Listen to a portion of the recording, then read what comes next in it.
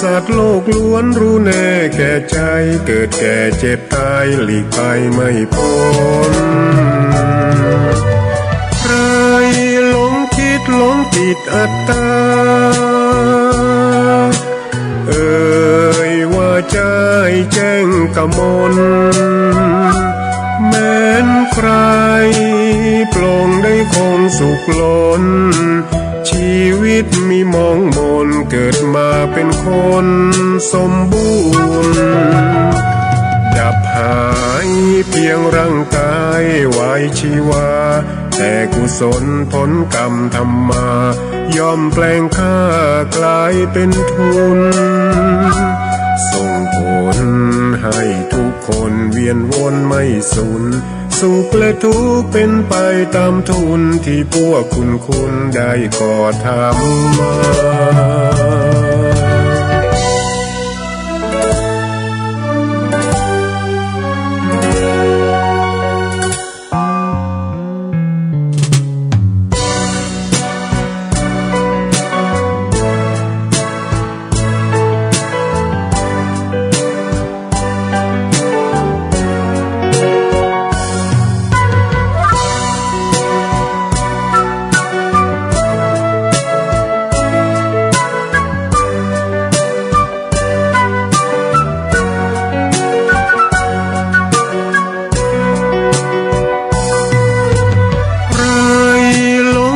หลงติดอัตตาเอ่ยว่าใจแจ้งกมลแม้นใครปลงได้คงสุขล้นชีวิตมีมองมนเกิดมาเป็นคนสมบูรณ์ดับหายเพียงร่างกายไว้ชีวาแต่กุศลผลกรรมทำมาย่อมแปลงค่ากลายเป็นทุนส่งผลให้ทุกคนเวียนวนไม่สูญสุขและทุกข์เป็นไปตามทุนที่พวกคุณได้ก่อทำมา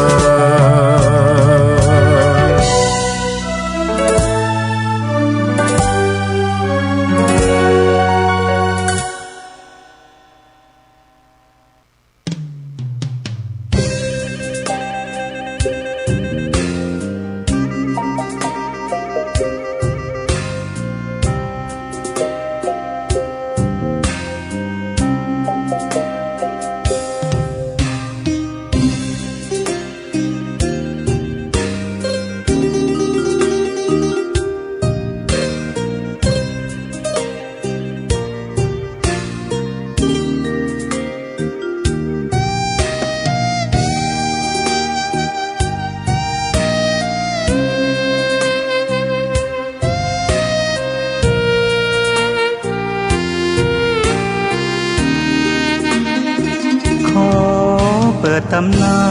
น1,300 กว่าปีแม่จามเทวีสร้างพระเจดีย์ที่วัดดอยน้อยพร้อมเจดีย์โค้งอีกองค์เคียงคู่อยู่ดอยสลับก้อนหินใหญ่น้อย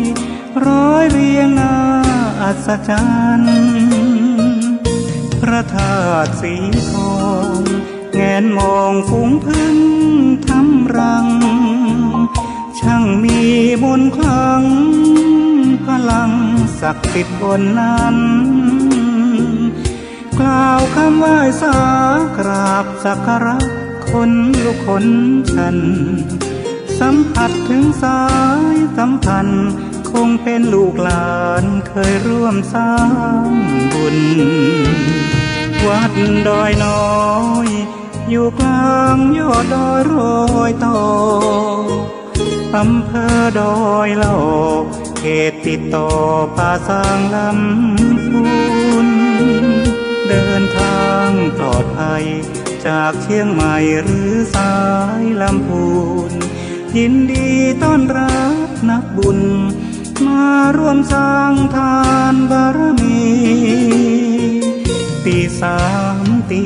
4เปิดสถานีฟังตุลุ กเทศเสียงทองชื่อเสียงดังก้องทั่วฟ้าธานีตัวจริงเสียงจริง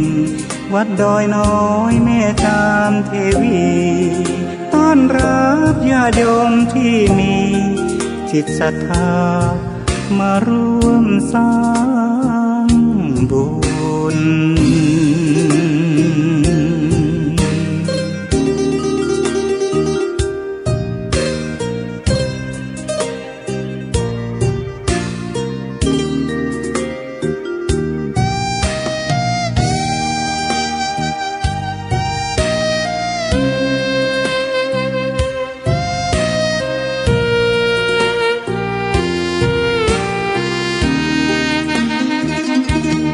วัดดอยน้อยอยู่กลางยอดดอยโรยต่อ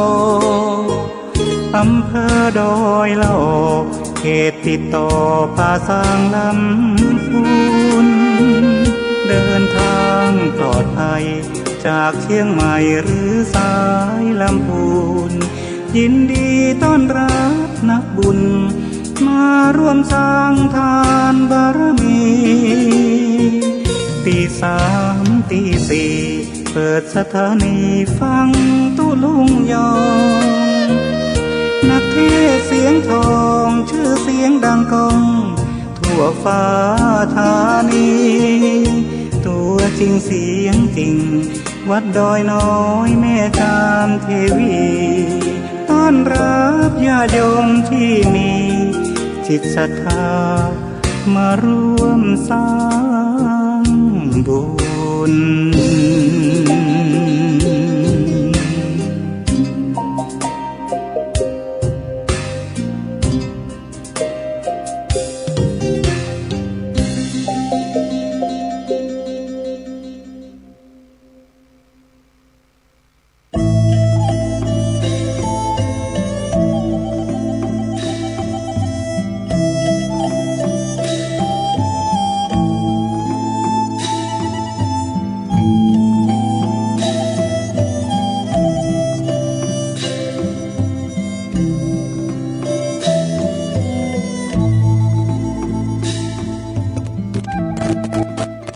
วัดพระธาตุดอยน้อยพันปี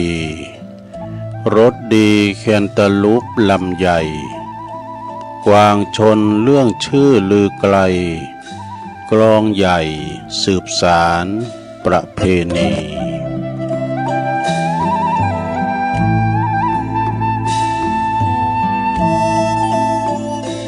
ตื่นเจ้าขึ้นมายิ้มแย้มแจ่มใสทุกโศกโลกภัยหายไปหมดสิ่งก็ขอความนอบน้อมแด่พระรัตนตรัยอันมีพระพุทธพระธรรมพระสงฆ์เป็นสรณะที่พึ่ง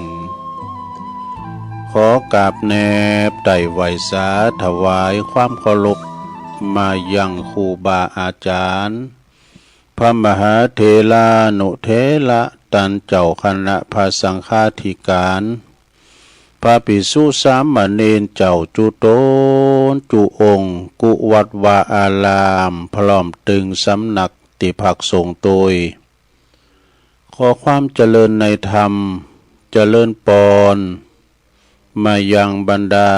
ปอออกไม่ออกศรัทธาตันสาธุชนนักศีลนักบุญคนดีทั้งหลายตื่นจืนขึ้นมาแล้วก็มางุมสวามเนาะหาโทรศัพท์เครื่องหับวิทยุก็ดี ก็มาเปิดฟังรายการนี้เปิดต่างจื่อหือว่ารายการสัพเพเหระปกิณกะขอนลุงไก่แจงรายการเสียงธรรมแสงทองรายการเสียงธรรมแสงทองนี้ก็รับผิดชอบบริหารเวลาดำเนินรายการโดยต้นตัวแห่งอาตมาภาพเก่ากับผมตุลุงนันชัยวัฒน์นาคเสโนแห่งวัดพระธาตุดอยน้อยตำบลดอยหล่ออำเภอดอยหล่อจังหวัดเชียงใหม่ ก็มาปบมาปะกันในยามค่ำคืนดึกดื่นก่อนแจ้งก็มาห้องกันลุกปุกกันตื่นนะโดยเสียงเพลงบักเก่าแห่งความหลัง ความจริงก็ไม่ใช่ห้องและการเปิดก็ได้ยินเนาะเนาะ ก็เรียกว่าตุลุงทองจบก็รายการเพลงตุลุงก็เข้าไปสมัยอีปออีเมปอหน่อยปอนนั้นเป็นเบาเป็นสาวมาแล้วเนาะเป็นเพลงอมตะนิรันดร์การเลิกกระเซงเพลงเนอะเลิกกระเซงเนาะแต่เจ้าของเสียงนี่ก็เปิ้นก็ละโลกนี่ไปบางพองก็ยังมีอยู่ยังครับกล่อมบรรเลงเสียงบันเทิงเสียงเพลงหือศรัทธาได้ฟังกันเหมือนกับน้ำธรรมคำสอนเนี่ยเนาะครูบาอาจารย์บางตุนเดินไปก่อนละสังขารไปเหลือกับเสียงเหมือนกับตุลุงทองเนี่ยเนาะตุลุงทองวัดโสภณารามแม่ริมก็เป็นอมตะฟังแล้วเบิ่มกายเนาะฉะนั้นญาติโยมทั้งหลายตื่นเจือนขึ้นมาแล้วนอนตึงบัดลับก็มาฟังรายการตุลุงซึ่งก็จะมีในวันพฤหัสวันศุกร์แล้วก็วันเสาร์มี3 เช้าบางทีก็มาเตนเป็นพองอีนะฉะนั้นก็ฟังกันไปตุลุงก็บ่มีสางขุนขว้าเอาธรรมมรดกธรรมพองธรรมบรรยายพองชาดกคติธรรมพองกัมสังฆะก็เอามานำเสนอเราสู่จูกันฟังเด้อแล้วก็ประกาศข่าวสารงานบุญให้ครูบาอาจารย์เป็นการกระตุ้นหรอกการประกาศข่าวสารงานบุญนี่เป็นการกระตุ้นโอ้บ้านเฮาเมืองเฮาบ้านเกิดเมืองนอนเฮามันก่อนนี่เนาะสมมุติพี่น้องเพิ่นไปอยู่เมืองเป้าเมืองฟางเพิ่นจะมีงานบ่เอ้ยถ้ายืนตู้ยองนั้นกล่าวอยู่ ประกาศถึงฮู้อย่างน้อยก็เทวบุตรเทวดาก็ฮู้แล้วเนาะศรัทธาก่อนอื่นที่ตัวลุงจะได้กล่าวรายชื่อรายนามคืนบุญ คืนบุญแต่ละคืนเนาะ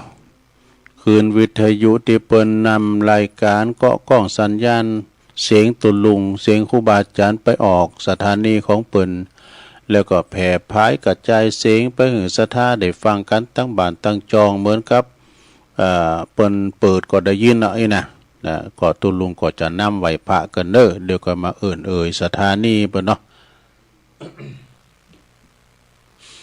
ก็จะได้ไหวพระก่อนนอศรัทธาเปิดความเป็นสิริเป็นมังกรเป็นมงคลกับตนกับโตครอบครัวอยู่ดีมีสุขเด้อพร้อมแล้วก็กราบ1กราบ2กราบ3อิมินาสกาเลนะ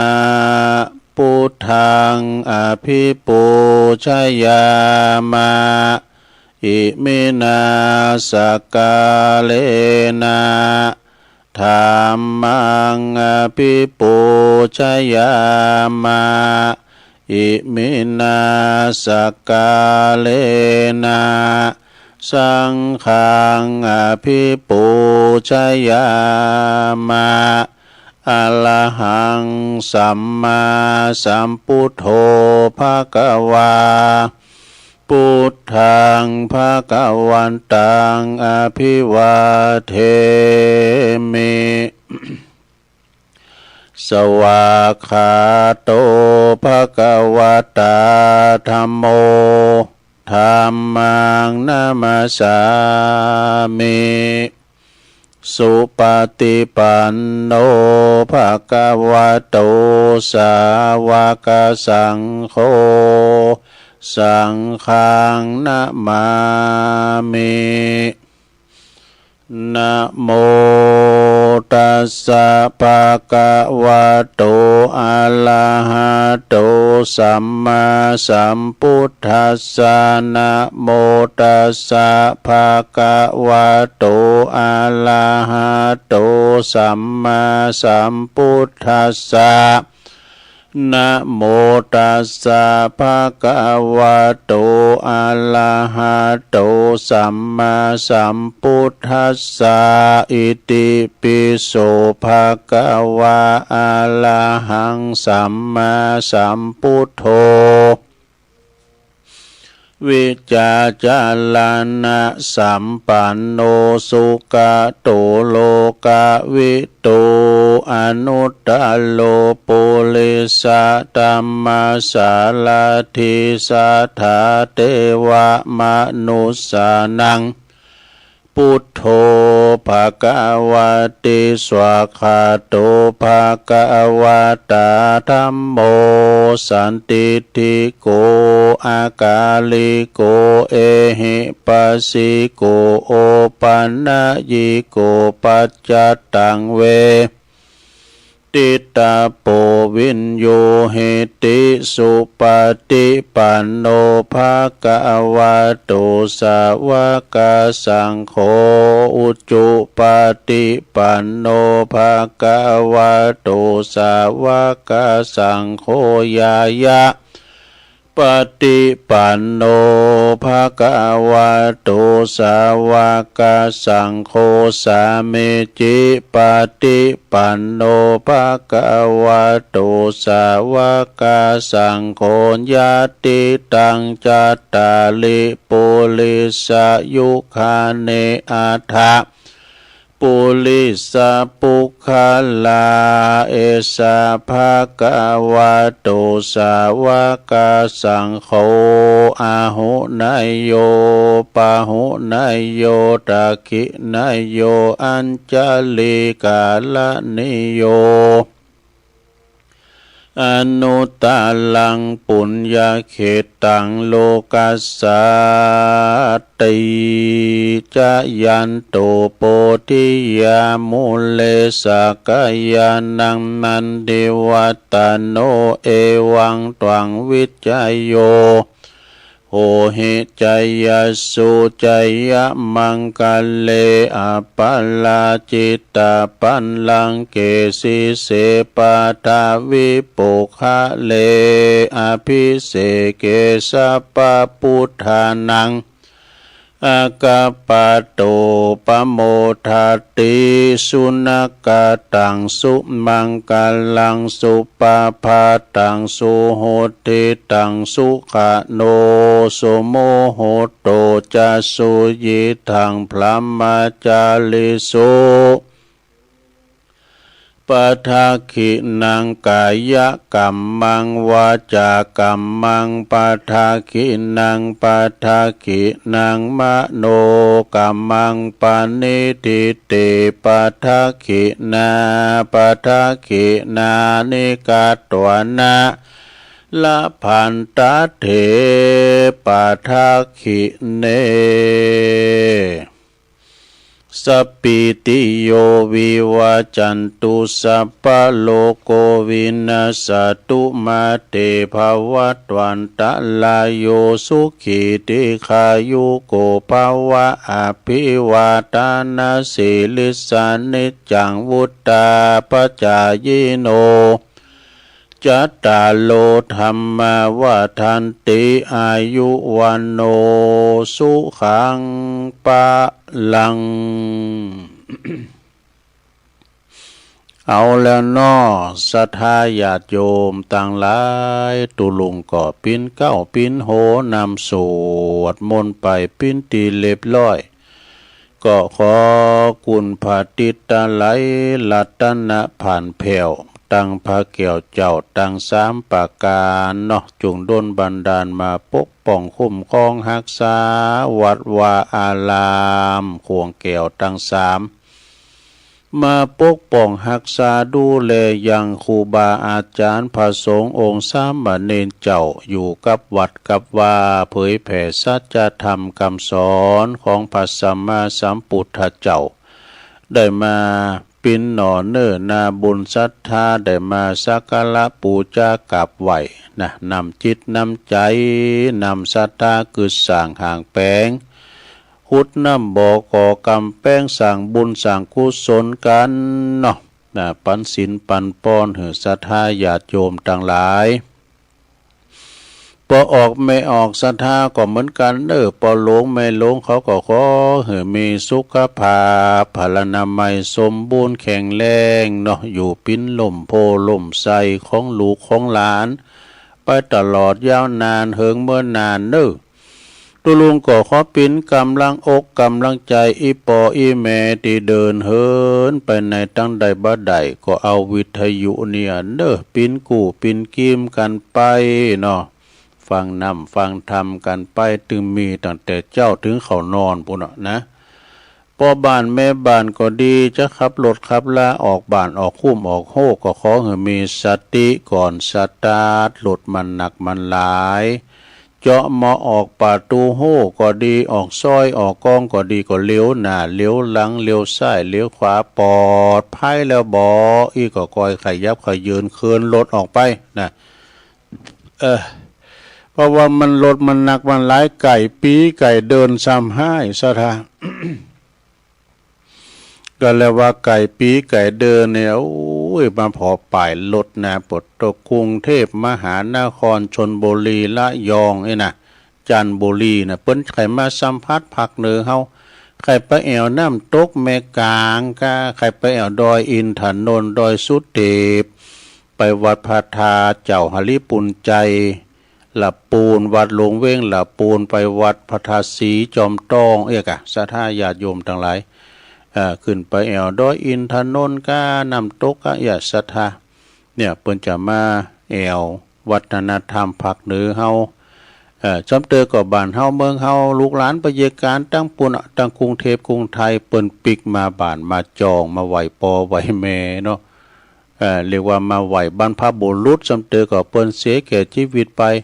เอาข้าวแคบข้าวแตนเอาน้ำอบน้ำหอมตีนไปจิติกูพุ่นไปเฮวพุ่นบอกกล่าวปนนี้นะศรัทธาจะก็เป็นการที่ว่าอย่าอันใดดีสบายอกสบายใจนั่นก็ทำไปเนาะศรัทธาจะโยมเอาละเนาะตอนนี้ไปตุลุงก็จะได้เอ่ยไปตั้งคืนบุญต่างๆคืนวิทยุในเครือข่ายที่เปิ้นรับสัญญาณรายการทำมาทรงเวลาตั้งแต่ตี 3 ถึง 5 โมงดังต่อไปนี้เด้อ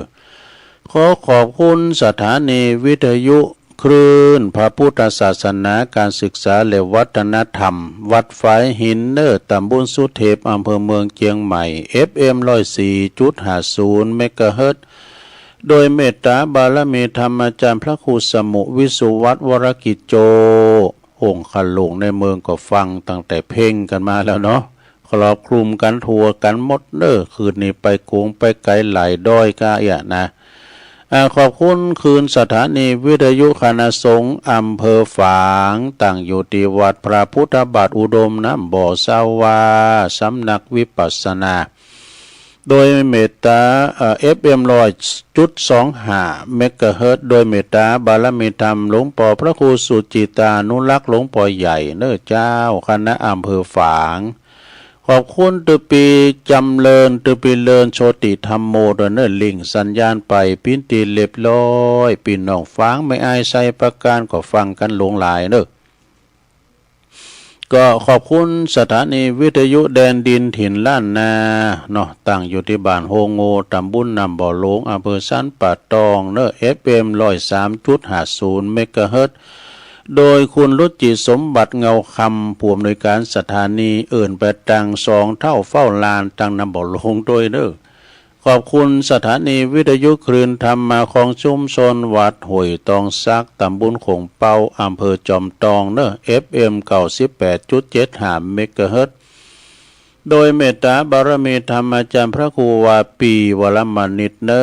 โซนไต่สาแต่ก็ฟังตั้งแต่เพลงบักเก่ามาแล้วนะขอบคุณสถานีวิทยุมนเสียงธรรมจากอำเภอแม่แจ่มวัดบุพาราม FM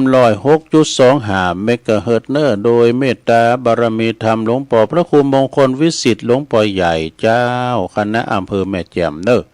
ขอบคุณท่านปลัดอุทัยถึง2 อุทัยโดยแม่แจ่มก็ฟังกันหลงหลายหนอศรัทธาญาติโยมขอบคุณสถานีวิทยุเน็กเนลเรดิโอ FM 96.75 เมกะเฮิรตซ์ตั้งอยู่ที่บ้านโจงตำบลทุ่งกวาวห้างหุ้นส่วนจำกัดอนุสรณ์เรดิโออำเภอเมืองปานจังหวัดลำปางขอบคุณสถานีวิทยุชุมชนคนเหนือเขื่อนตั้งอยู่ที่บ้านดุงดำอำเภอฮอดจังหวัดเชียงใหม่ FM 90.75 เมกะเฮิรตซ์ ขอบคุณสถานีวิทยุเพื่อการศึกษาและพัฒนาอาชีพเรดิโอเน็ตเวิร์ก FM 103.00 เมกะเฮิรตซ์อำเภอเมืองจังหวัดลำปางขอบคุณเรดิโอเน็ตเวิร์ก FM 99.50 เมกะเฮิรตซ์วิทยาลัยเทคโนโลยีเพื่อการจัดการกฟผ.แม่ม้อลำปางแล้วขอบคุณสถานีวิทยุวิทยาลัยสงฆ์นครลำปางนี่มจรลำปางเนิดตั้งอยู่ที่วัดบุญญาวาสวิหาร FM 106.50 เมกะเฮิรตซ์โดยท่านดร.จิรศักดิ์ปันลำอันนี้เป็นผู้อำนวยการสถานีคือเนาะเด้อขอบคุณอาจารย์ดร.พัชรยาฟองจันตาฝ่ายวิทยุเนอะอันนี้ก็เป็นลิงสัญญาณพี่น้องตั้งเขลางนครเมืองรถม้าลำปางฟังกันหลายอำเภอเนอะคืนนี้ไปไกลครอบคลุมมาถึงเพียเมืองลี่พี่นะมาถึงเมืองลี่เพียแล้วก็พี่น้องบ้านไก่สีคำเรดิโอไอ้หนุ่มนาเหลืองนอกอำเภอเวียงสาจังหวัดน่านเนอะFM 92.50 เมกะเฮิรตซ์เนอะอันนี้ก็เป็นคืนสถานีวิทยุคืนบุญต่างๆเนาะที่เปิ้นลิงก์สัญญาณไปก็ฟังกันไปเจ้าปอนายเมเจ้าปีนายน้องสถานาบุญเท่าแก่หนุ่มกำใจยิงตั้งหลายเนาะฟังกันไปทุกอิริยาบถตั้งสี่จะนั่งนอนยืนเดินฟังไปฟังเบาๆจะไปฟังแหง เดี๋ยวคุณข้างเคียงที่เปิ้นบ่าโฮมเพิ่นจะบ่ปึ้งใจสะทาคุณเฮานี่มันจะโฮมเหมือนกันด้วยพ้องก็โฮมน้ำทำคำสอนเทศน้ำเทศธรรมมรดกธรรมทำบรรยายสอบฟังนิทานธรรมนี่นะพ้องก็สอบฟังเพลงเนี่ยพ้องก็สอบฟังข้าวจ้อยข้าวซอพ้องก็สอบฟังข่าวสะทามันบ่เหมือนกันแปลงใจหากันเนาะสะทานะสะเตือเฮาฟังก็ของกินเฮายังมักเหมือนกันเนาะของกินล่ำอยู่ที่คุณมักคุณที่จะหักกันมาอยู่ที่จิตที่ใจเพิ่นว่าฉะนั้นศรัทธานาบุญเฮาเด้ออยู่กันก็ไก่ปีไก่เดินมาก็ยิ้มแย้มแจ่มใสตักตายกันก็ตอนรับปีน้องลูกหลานที่เพิ่นจะมาดำโหสะเก่าดำโหปันป้อนปีใหม่จางสัปปีติโยก็ได้รู้ยะถาวลีว่ากันก็ก็เอากรรมโวหารก็ได้กรรมโวหารสมัยมันก่อนมันจะอย่างอีป่านะอีป่ามันว่าไปน่ะประเดี๋ยวนี้สู่เขาก็มาสู่มากูก็อภัยเป็นกูเป็นมึงเนี่ยเมาเลยอันนี้ก็จังเปิ้นวาลินบ่ได้นะที่จริงนี่ปดโตปหลวงแม่หลวงเขานี่เปิ้นปานป้อนยาวหรือทั้งตุลุงก่อนปานป้อนยาวไก่ปีก็เดินวันนี้ก็มาปะกันตรงกับวันพฤหัสบดีที่10แล้วกันเนี่ย10 เมษายน 2568มาแล้วสะทาเหลือ3 วันจะถึงวันจักขันหลงแล้วเนี่ยวันที่13บางคนมาถามนะตุปีบุญส่งสมณะปุ่นไปอยู่เจ้งดาวปุ่นนะตุปีบุญส่งตุปีแดงเนี่ยพี่น้องกันเนี่ยเพิ่นก็โทรมาถามตุลุงขอจะเอาวันใดแต่บ่เดียวเนี่ยปีใหม่ไอ้เนาะโหก็ตามวันทีนะกะไอ้เนาะ13ก็จะขันลอง14ก็วันเนาหรือว่าวันเนา15ก็วันพะเยาวันเนี่ยเนาะก็กำแพงเอา14ก่อนปีหยังก็แล้วแต่เพิ่นจะว่าห้ามเนาะตุลุงเขาก็ซ้ำโมนนี่ก็ซ้ำโมนรายวันเนี่ยเนาะ เคยมีสักเดือนก็แต่ว่าหนแห่งตั้งโลกนี่เปิ้นว่าเอาตามวันทีน่ะเด้อน่ะเพิ่นแล้วแต่เปิ้นเนาะศรัทธาญาติโยมมาไม่เชื่ออย่าลบหลู่นะเปิ้นทำนายไว้แล้วก็จะตามเปิ้นก็ได้เปิ้นก็ไม่ใจห้ามกันเนาะวันนี้เมื่อมาปะกันแล้ว จะบ่ฮือการแก้วเสเวลาวันนี้ตุลุงจะเตดมรดกธรรมเด้ออานิสงส์แห่งวันเกิดวันนี้ก็แฮปปี้เบิร์ธเดย์เจ้าของภาพก็เจริญพรขอบคุณมายังโยมยุพินหอมมาลาหรือว่าปีน้อยหน้าศาลากลางบ้านแม่โยกเด้อเปิ้นปิ้นเจ้าภาพวันนี้วันเกิดของเปิ้นนะ 10 เมษายนเนี่ยวันเกิดแฮปปี้เบิร์ธเดย์ของพี่น้อยนี่นะเปิ้นก็ขอปิ้นเจ้าภาพการเตดในวันนี้ตัวลูกก็จะเตดทำมาเนี่ยกะสถาอานิสงส์แห่งวันเกิดเด้อสถาเด้อ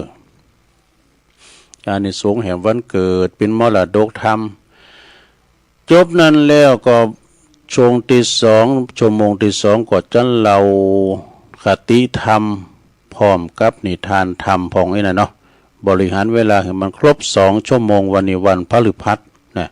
จบหังตุลุงแล้วอาจจะเป็นท่านพระครูอภิวัฒนวิกรม ก็น่าหวังใจไปก็จะเอาเทปใส่อีนะเนาะสถาก็ฟังกันบ่เถอะความจริงนี่ปนเทปบะเก่าใส่มนนะเทปอาจารย์พระครูสุเมธธรรมเสวีเขาก็ธรรมอาจารย์พระครูกัลยาณปราโมทย์พระครูสัทธิสารคุณเป็นสมัยมันเก่าสมัยเก่า6แล้วฟังแล้วก็โอ้มก่อนนี้เปิ้นตอบปัญหาศรัทธาโทรกันเข้ามาตานโกเข่าหลังตานโกเข่าก้นน้ำนอกวัดก็นะเปิ้นก็แก้ปัญหาโมดศรัทธาเนาะเทปบักเก่าก็โมนดีนะศรัทธาก็ฟังกันไปเอาละเพื่อเป็นการเสียเวลาจะเตะทำอานิสงส์ทำบุญวันเกิดแฮปปี้เบิร์ธเดย์กันเด้อของปีน้อยหนาสารกลางบ้านแม่โยกเนาะปูจานนั่นไอ้ไม่ไหนขอมาอาราธนาธรรมวอนเสียงกันหรอ โปรมมาเลยโตอกแอนภาพต้องเต้นกระดานทองทำอันใดดีทะละทะลองเป็นกองแห่งนักปราชญ์ผู้ข้าน้อยนาฏก็ขออาลาธนาธรรมธรรมะธรรมังปัจจังอาลาธานังกะโลมะวันนั้นพรหมวิริยานี่ก็เน็ตนะแก่รู้ สันไส้ของหน่อยกันฟังธรรมเนอะอานิสงส์วันเกิดเนอะสถานเนอะ นะโมตัสสะภะคะวะโตอะระหะโตสัมมาสัมพุทธัสสะโยจะพุทธันจะธัมมัญจะสังฆัญจะสัลลานังคโตจัตตาลิอริยสัจจานิปัสสติสัพพทุกขาสัพพมุนปามุนจติติสัทธโวดุลาสัพปุริสัตทั้งหลายตั้งยิ่งใจหนุ่มเท่าอันเมศรัทธาเก้าเป็นประธานต่างเมใจบานจมชื่นปิติตื่นยินดีมาอัญจุลีขาบไว้ย้อนว่าเป็นวันคบไข้แห่งวันเกิดเพื่อจักเฮพาเสดเจยบานนะจึงกะตามงามบุญตานหยาดน้ำฟังธรรมพร่ำตัวไปย่อมเป็นปัจจัยผ่องแผ้ว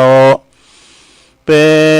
นดังแก้วลัตตนามาเนได้สวสดีไปน้ำบ่อได้ต่ำจากเครื่องกาขอศรัทธาผู้เป็นเก้าเจ้าภาพย้อนอันย่อมือขาบกลมเก้าตั้งหนุ่มเท่ายิ่งใจอันอยู่ยายม้วนหมู่อดทาอยู่ฟังไปแปลงใจใสตั้งต่อตามบาทข้อกรรมทำบัดนี้เดชเตอศรัทธาอันว่าสัพพัญญูปาพุทธเจ้าตนเป็นปิ่นเก่าติโลกาจารย์นำสัตว์ตั้งหลายสงสารมวลมากเฮอพ้นจากเครื่องกา ได้เตสานากล่าวไว้ว่าสัตว์โลกใดสงสารเมพามานหลายแหล่นับบ่เปสังขยามี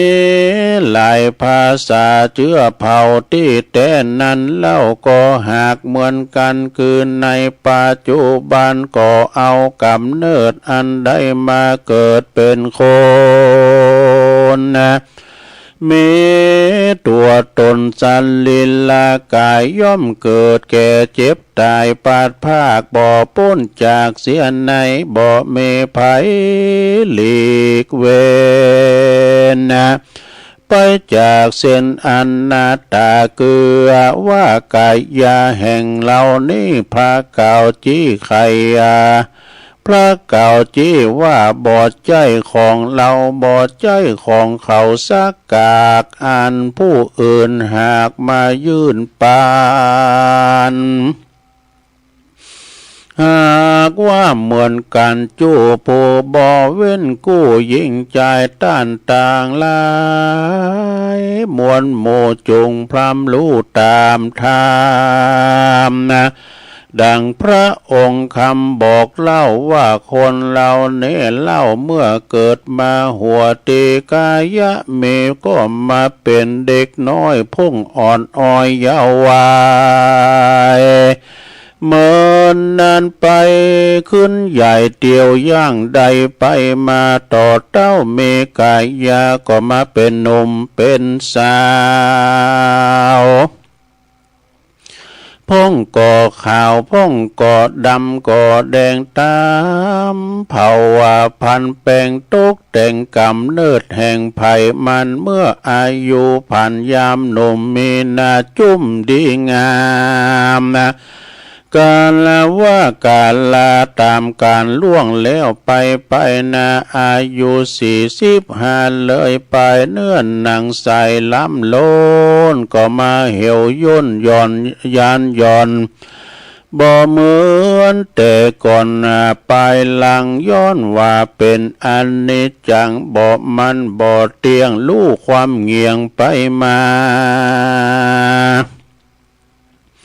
เนื้อหนังมังสาเกาะมาย่นยอบ่เป็นดีพอดีแยงเกยแข่งแรงแต่ก่อนบัดนี้ก็มาดูอิดอ่อนหิวหอดการอายุรอด10กันว่าอายุรอด60-70 ปีโลกาก็เมลายแหล่ปันดำปันแดงแผ่เต็มตัวผมยังหัวก็มางอเขียวฟันก็มาลุดออกถอนทุกแซมซอนมากล้นกินเข้าอาหารของข้าวหวานก็มายุดหย่อนยามเมื่อแต่ก่อนก็มาดูลำบาดนี่เม่นว่าจักกินต้มยำลาบซาแกงอ่อมหรือว่าเป็นของจอมและของดองสับปะของผักไม่จำเป็นต้องเลือกใส่ของเป็นเปลือกเป็นบาเขือพลอยตังกาบางหอยและกิมปูตั้งแคบหมูแคบมันของครบจันบ่เมลัยกันว่าบ่ได้หลายอันกินก็บ่ได้หลายอันย้อนว่าเขียวฟันมันลุดมันหล่อนกินอันใดก็มายุดหย่อนพอประมาณกินอาหารก็มาเกี่ยวยากกันตำเตาและตำบะเขือก็หากว่าปันเท่ากินง่ายกินจนพอใกล้กินกันตึงวัน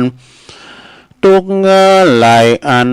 บ่อผ่อนทุกซ้ำซ้อนมาปานกันว่ากินอาหารก็บ่น่าเลือกสายไฟต้องมันจังไม่บ่ตานต้องใส่มันบ่จักต้องใส่มันบ่หูจักสู่ทุกมาสู่ลำมอกจังไหลออกตึงตังลุ่มตังบน ทุกเววนแก่เท่าจะลาตาสามาเหตุนั้นเราคนหนุ่มเท่ายิ่งใจอันมานั่งยายมนหมู่พร้อมนะอยู่ฟังธรรมปากันจำจือไว้เอาเป็นไม้ไต้ส่องเนาะสอนตนว่าเราเกิดมาเป็นคนหนึ่งชาติอย่าได้ประมาทลาสามันพิจารณาคำเจ้าว่าเราวันนี้เราเกิดมาเป็นคนย้อนบุญกุศลแต่ก่อนอันสร้างไว้บ่อนปลายลางมาป้าปังคืนครอบบุญสยองตอบเล่าลาเฮเมลักขานะล้วนทวนตีนมือก็บอดดวนขางอหูตาก็พอดีพร้อมมาควายนับเป็นบุญใหญ่ล่วงหลายดังพระมุนีนายตนโยดโยดได้พายโพเตสนาเป็นบทบาทกาถาว่ากิจโฉปฏิลาโพดังนี้ใครเก่าจี้เป็นไตว่าปุกกัลละผู้ใดได้เกิดเอากำเนิดเป็นคนเมลักขานะตนล้วนทวนว่าเป็นบุญมากล้นอันพาเสริฐเป็นบุญอันล้ำเลิศนักหนาและนาในกาลวันนี้นาก็มาเป็นวันดีอันนาภาเสริฐอันเป็นวันครบรอบวันเกิดเวียนมาเติงใดล่ำเปิงถึงสังขารได้กาตำบุญตานหยาดน้ำฟังธรรมพร่ำตัวไปหากเป็นป่าเพเนงามใสบ่อเศร้าอันนักปราชญ์เจ้าหากสักเสริญว่าเป็นต่างจำเลินไปนาคือว่ายามอยู่โลกลาเมืองคนจังป่าเหอตนใดพ้นจากต่างตุกยากจูปาการใดสุขเจยบานคำเจ้าบอกมีโศกเศร้าเครื่องขี่กันว่าตายนี่กลาพลากดับจิตจากเมืองคนย่อมเอาตนไปเกิดที่จันฟ้าเลิศเมืองสวรรค์ใดสุขคืนวันบ่ขาดในอาวาสฟิมานคามมีสัมปตินำหลายหลากเป็นติบหากจุอันและแน่บ่เต่าแต่นั้นกันว่าบุญตนเสียงขาดได้ก้อยกาดจากเมืองสวรรค์ได้เอาตนพันมาเกิดเอากำเนิดเป็นคนย่อมมีตัวตนบ่อเศร้าได้เป็นเจ้าเศรษฐี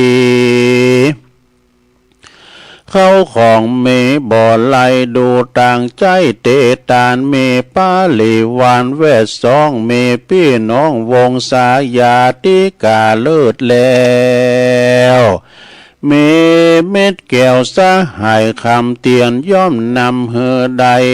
ยศสักใหญ่เป็นเจ้าคนนายคนตัวสากลโลกไตไผ่เพียบอดใดเป็นตะลาและนาสัปปาสัทธาสัปปา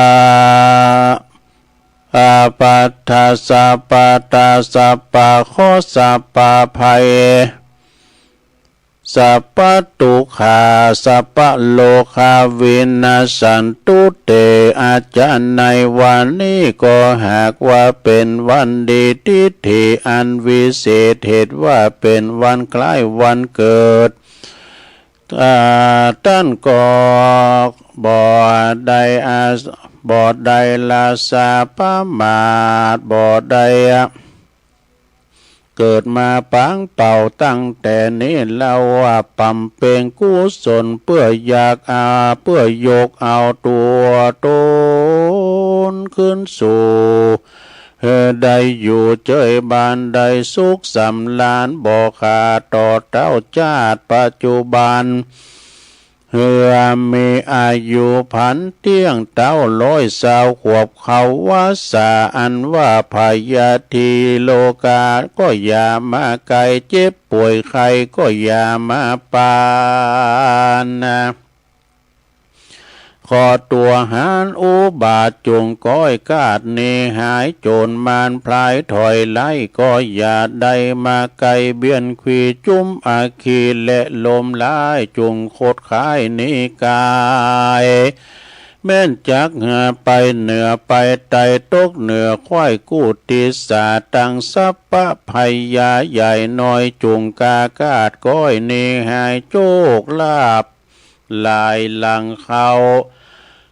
มูลมั่งเต้าเป็นดียศศักมี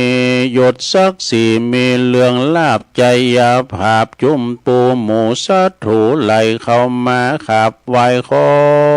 เป็นข้าช่วยใจอาสาแม่นจักหิก็ฮือปันมาแม่นจักหาก็ฮือปันใดแม่นจักมักไฟอันใดขอสมใจกู้เจือ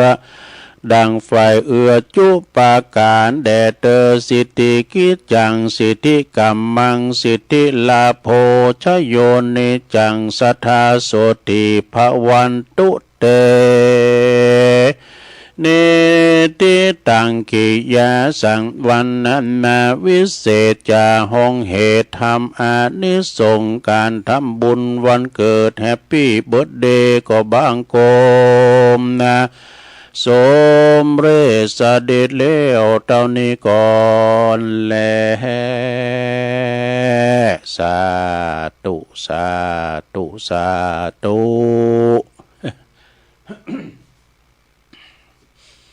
เอาแล้วจบไปแล้วศรัทธาเนาะทำบุญวันเกิดเนอะศรัทธาญาติโยมทั้งหลายคุณเฮาเกิดมาเหมือนกันกู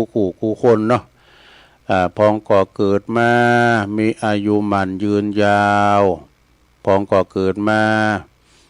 ก่ออุดมสมบูรณ์พละกำลังแข็งแรงพองก่อมีโรคภัยไข้เจ็บก็แล้วแต่เนาะศรัทธากรรมภัยบุญมันเนาะบางคนเกิดมาแล้วก็มันเจ็บเปลี่ยนก็เข้าห้องยุกห้องยานะตัวไอ้ปอนี่นะไอ้น่ะกันเวลาจะไปก็ไปห้องยากำเดียวบางพองก็3 วันดี4 วันเมยก็มีนะมันเลี้ยวแต่เนาะเพิ่นว่ากรรมไผกรรมมันไปเนาะ ผมต้องว่านะคุณเฮากับมันเฒ่ามีอายุมาสวมาถึงหูมีหูมอเนาะเจ็บป่วยเมื่อไข้นี่มันเป็นธรรมดาจติจัลลาพยาธิมรณะเนี่ยมันเป็นพิเตวัตถุต่างหากเอาเนาะฉะนั้นเขาก็ทำอกทำใจวันนี้ตุลุงได้เตทำอานิสงส์วันเกิดเจ้าของภาพก็โยมยุพินหอมมาลาพี่น้อยเน้อบ้านแม่โยกเปิ้นพินเจ้าภาพเอาป้อนนี่ก็เน้อหยาดน้ำเน้อพี่น้อยเด้อ เอวังโหตุเดและอาจารย์ในวันนี้ก็หากว่าปินวันดีสลีสุปมังกลากาตาอันประเสริฐล้ำเลิศยิ่งกว่าวันและยามตั้งหลายบัดนี้ไม่มีศรัทธายมยุพินหอมมาลาซึ่งก็ทำบุญวันเกิดในวันนี้แม่นเจโตปานิธานสิงสาตังกรรมกรรมภาธานาแห่งเจ้าศรัทธาได้ละนึกคือใจและออกปากหากมีโดยพระการฉันได้ก็ดีสามิจันตุก็ขอหือปานอุดมสมฤทธิจูเยื่องจูปการมหุตกาละวันนี้ไปเหมือนนาก็ขอหือมีความสุขมีความเจริญแม่นจะมุ่งมาปรารถนาสิ่งหนึ่งประการได้สมดังความมุ่งมาปรารถนาแม่นจักอุทิศบุญกุศลอันนี้ แผ่พายายบุญไปหาเทวบุตรเทวดาเจ้ากรรมในเวรพอเกิดแม้เกิดสัพเพสัตตาทั้งหลายก็ขอให้เขาเจ้าทั้งหลายจงได้มาหับเอากับปิยพันธ์ของกินของทานในกาลวันนี้ยามนี้ได้กินได้บริโภคปิ้นเขาตีบน้ำตีบนั่นจงจะมีบุญกุศลอันนี้ก็มีนักนาป้าป่านเขาปิ้นพุนสัตว์ตอนย้อนมาสัมพิทักษ์ปกปักรักษาอย่างครอบครัวของโยมยุพินหอมมาลาปีน้อยจากบ้านแม่โยกได้อยู่ดีมีสุขอายุมันควันยืนมีโจกมีใจ เหตุใดเจริญประดุยจตุรพิรปรใจอันมีอายุวันนะสุขภาละนั่นจงจักมียะถาวาลิวหาปุลาปาลิปุเรนติสากลังเอวะเมวะอิโตทินังเปตานังอุปกปติอิสิตังปฏิตังตุมหังคิปะเมวะสมิชาตุสเปปุเรนตุสังกปาจันโทปนาลโสยะถามณีโจติลโสยะถาสัพปิติโยวิวัจจันตุสัพพะโลกวินาศตุมาเตภวัตวันตะลโยสุขีติคายุโกภวะอภิวาทนาสีลิสานิจังวุธาปจายโนจัตตาโลธรรมาวตันติอายุวันโนสุขังปะลังเอาแล้ว เตดน้ำเตดธรรมก็จบลงไปทำบุญวันเกิดเน้อสถาเพิ่นมีดูทำวันเกิดก็ทำใจยะสังกะหะกายะทำมงคลนะทำปาลมีปัญจันทำปาลมีนี่นะไม่มีหลายอย่างสถาใจยะสังกะหะปะปึกใจยะตังเจ็ดเนี่ยสถาเนาะวันนี้ก็สถาที่วัดพระธาตุดอยน้อยที่ตุลุงอยู่นี่นะวันนี้เปิดจะสิ้นสุดโครงการจะปิดโครงการสมณเณรโบสถ์ภาคหลอนวันนี้วันที่10วันนี้จะซิกกันแล้วสตาจะงอมแล้วเนอะแต่ว่านี่พระอาจารย์เปิดปล่อยเขาตามศรัทธาตามสบายแต่ลิ้นน้ำปีใหม่กันนะ โหดน้ำปีใหม่ในเป๊ะสลอกเสลก มันก็พินตาดิโมนเขาเนาะอาจารย์เปิดปล่อยเข้าอีกกัมเดี๋ยวนี้ก็บุตรก็ลุกมาเท่าพุกหรือว่าขึ้นเบื้องของงอมันเน้อสถานเน้อตื่นมือตื่นวันนี่ก็ได้กินกับเขานะมาใจสุมาเถอะแม่บ้านเปิ้นทำอาหารมาเผื่อตุลุงเขา แต่ตุลุงเขาก็ทำอาหารอยู่นะเนาะแล้วมันจะโบดโลดคือโมเนอร์สถานเน้อมันก็จะไม่โลดอยู่โลดศึกษาหำเฮนเนี่ยกะเฮนตั้งโลกเนี่ยเฮนตั้งปิ้นตุเจ้าพันนี่นี่มันสบายสุดก็สุดเก่าเนี่ยสุดผ่าเหลืองเนี่ยมันต้องไปสีอย่างอ่ะมันสบายเห็นก็เห็นฟรีโบสถ์ก็โบสถ์ฟรีอ่ะศรัทธาญาติโยมเนาะนะฉะนั้นก็วันนี้จะได้ปิดโครงการคณะสงฆ์ในตำบลดอยหล่อเขต1เขต2เขต3นะเพิ่นก็จะมากันหมดแจกทุนโดยเมตตาธรรมอาจารย์พระอาจารย์หมออันนี้เพิ่นก็เป็นเจ้าภาพรายใหญ่ด้วยเนาะเป็นเจ้าภาพตึงผ่าตึงไตตึงบาทหมดอ่ะนะวันนี้ก็แจกทุนการศึกษาละอ่อนด้วยนะฉะนั้นในเมตตาธรรมหลวงพ่อพระครูสาธุกิจจานันท์ซึ่งก็เปิ้นก็ควบคุมดูแลว่าไผจะบทโลดกล้ามจังก้าก็อยู่กับเปิ้นได้พี่นะกุฏิก็ถึงวางหลายกุฏิอยู่กุฏิเน้นเขานี่กุฏิโลมตรงกุฏิโลมแล้วก็กุฏิตุเจ้ากุฏิกรรมฐานก็มีนะกุฏิกรรมฐานก็อย่างตุปีเล็กเขาเนี่ยนะตุปีนกน้อยก็เป็นนอนกุฏิอย่ามันน้อยเลยตุรู้ก็กุฏิกรรมฐานน่ะกลางสูตรบ่ดีไหนกรรมฐานได้กับมันมีห้องน้ำในโตแล้วมันกุฏิสมัยครูบาแล้วซะท่าสมัยครูบาแล้วมันก็สักว่าเนี่ยก็คุณตัวใหญ่เนี่ยก็กลับมากันเนอะก็เลยทำลายหลังก่อนเนี่ยการไผ่ใครมาอยู่ก็มาอยู่เนอะสถานเนอะอันก็ว่าเป็นตุเจ้าเลยนะประเด็นนี้ก็ตุเจ้าเขาก็มีหลายก็หลายตุนอยู่7ตุนนะครับเนี่ยเนาะตุเก่าตุเจ้าเก่านะตึงพระอาจารย์มอยนะตุปีเล็กเขามาอยู่ด้วยตุปีเอก็มาอยู่ด้วยโทษตุปีเอก็ได้ปึงหลายอย่างกับเปิ้นคองคอมโดยเปิ้นนั้นพิมพ์งานหลวงพ่อปองให้กันเนาะอันเนี้ยศรัทธาญาติโยมวัดวาอารามถ้ามีพันเณรหลายก็ยืนอย่างก็ช่วยกันกลางเต้นเนี่ยมันต้องไปเจ้าบ้านเนาะกะพันเณรก็ตัวน้อยนะมันแข็งแรงนะศรัทธาโตละอ่อนด้อยเนี่ยไว้ประมาทเด้อแข็งแรงแล้วตุลุงกันเนี่ยคนใจหกก็นะปึกอันตัวลมแหลมมันก็มีเหมือนกันเนี่ยมันก็มีเป็นธรรมดาเนาะเอากันบ่ศรัทธาครบชั่วโมงแล้วเดี๋ยวลุงจะยอบหยั่งให้กันเนาะไปก็คอแห้งไป ยอแห้งก็เดี๋ยวก็เติมน้ำไว้ก่อนเนาะเดี๋ยวก็มาฟังกันต่อเนอจะมาเล่านิทานสมงที่สองแถมเนอจะลาเจริญปอนกันเนอสาธาเนอ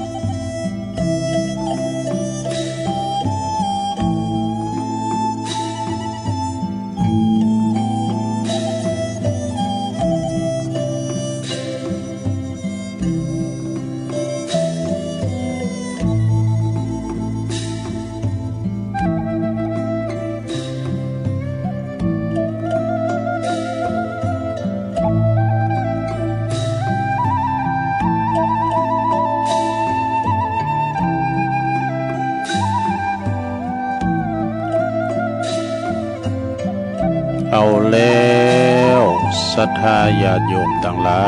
ยเนาะตุลุงก็พักครึ่งหรือว่าพักเบรกโยกย้ายค่ายตีเตียวไปเตียวมายืดเส้นยืดสายไปทำธุระส่วนตัวเนาะเสร็จสับเรียบร้อยก็มานั่งอู่กันต่อในชั่วโมงที่สองเนอะขณะนี้ท่านทั้งหลายก็กำลังฟังรายการเสียงธรรมแสงทองดำเนินรายการโดยตุลุงยองมานั่งอู่นางจ้ามาติดน้ำติดธรรมมาเล่าสู่จูกันฟังซึ่งก็เริ่มวันนี้เนาะวันพัดผูกก็มาวันฮือก็มาจะมี3 วัน3 เจ้า3 วันด้วยกันก็ฟังกันไปสะทามผูกในเสาะธรรมตุอุ่ยหลวงพ่อบุญปันปุญญธรรมโมวัดแม่โป่งร้อยสะเก็ดกาพระอาจารย์สมเพชรปัญญาโนวัดป่าไผ่บ่อทองกาไอ้น่ะ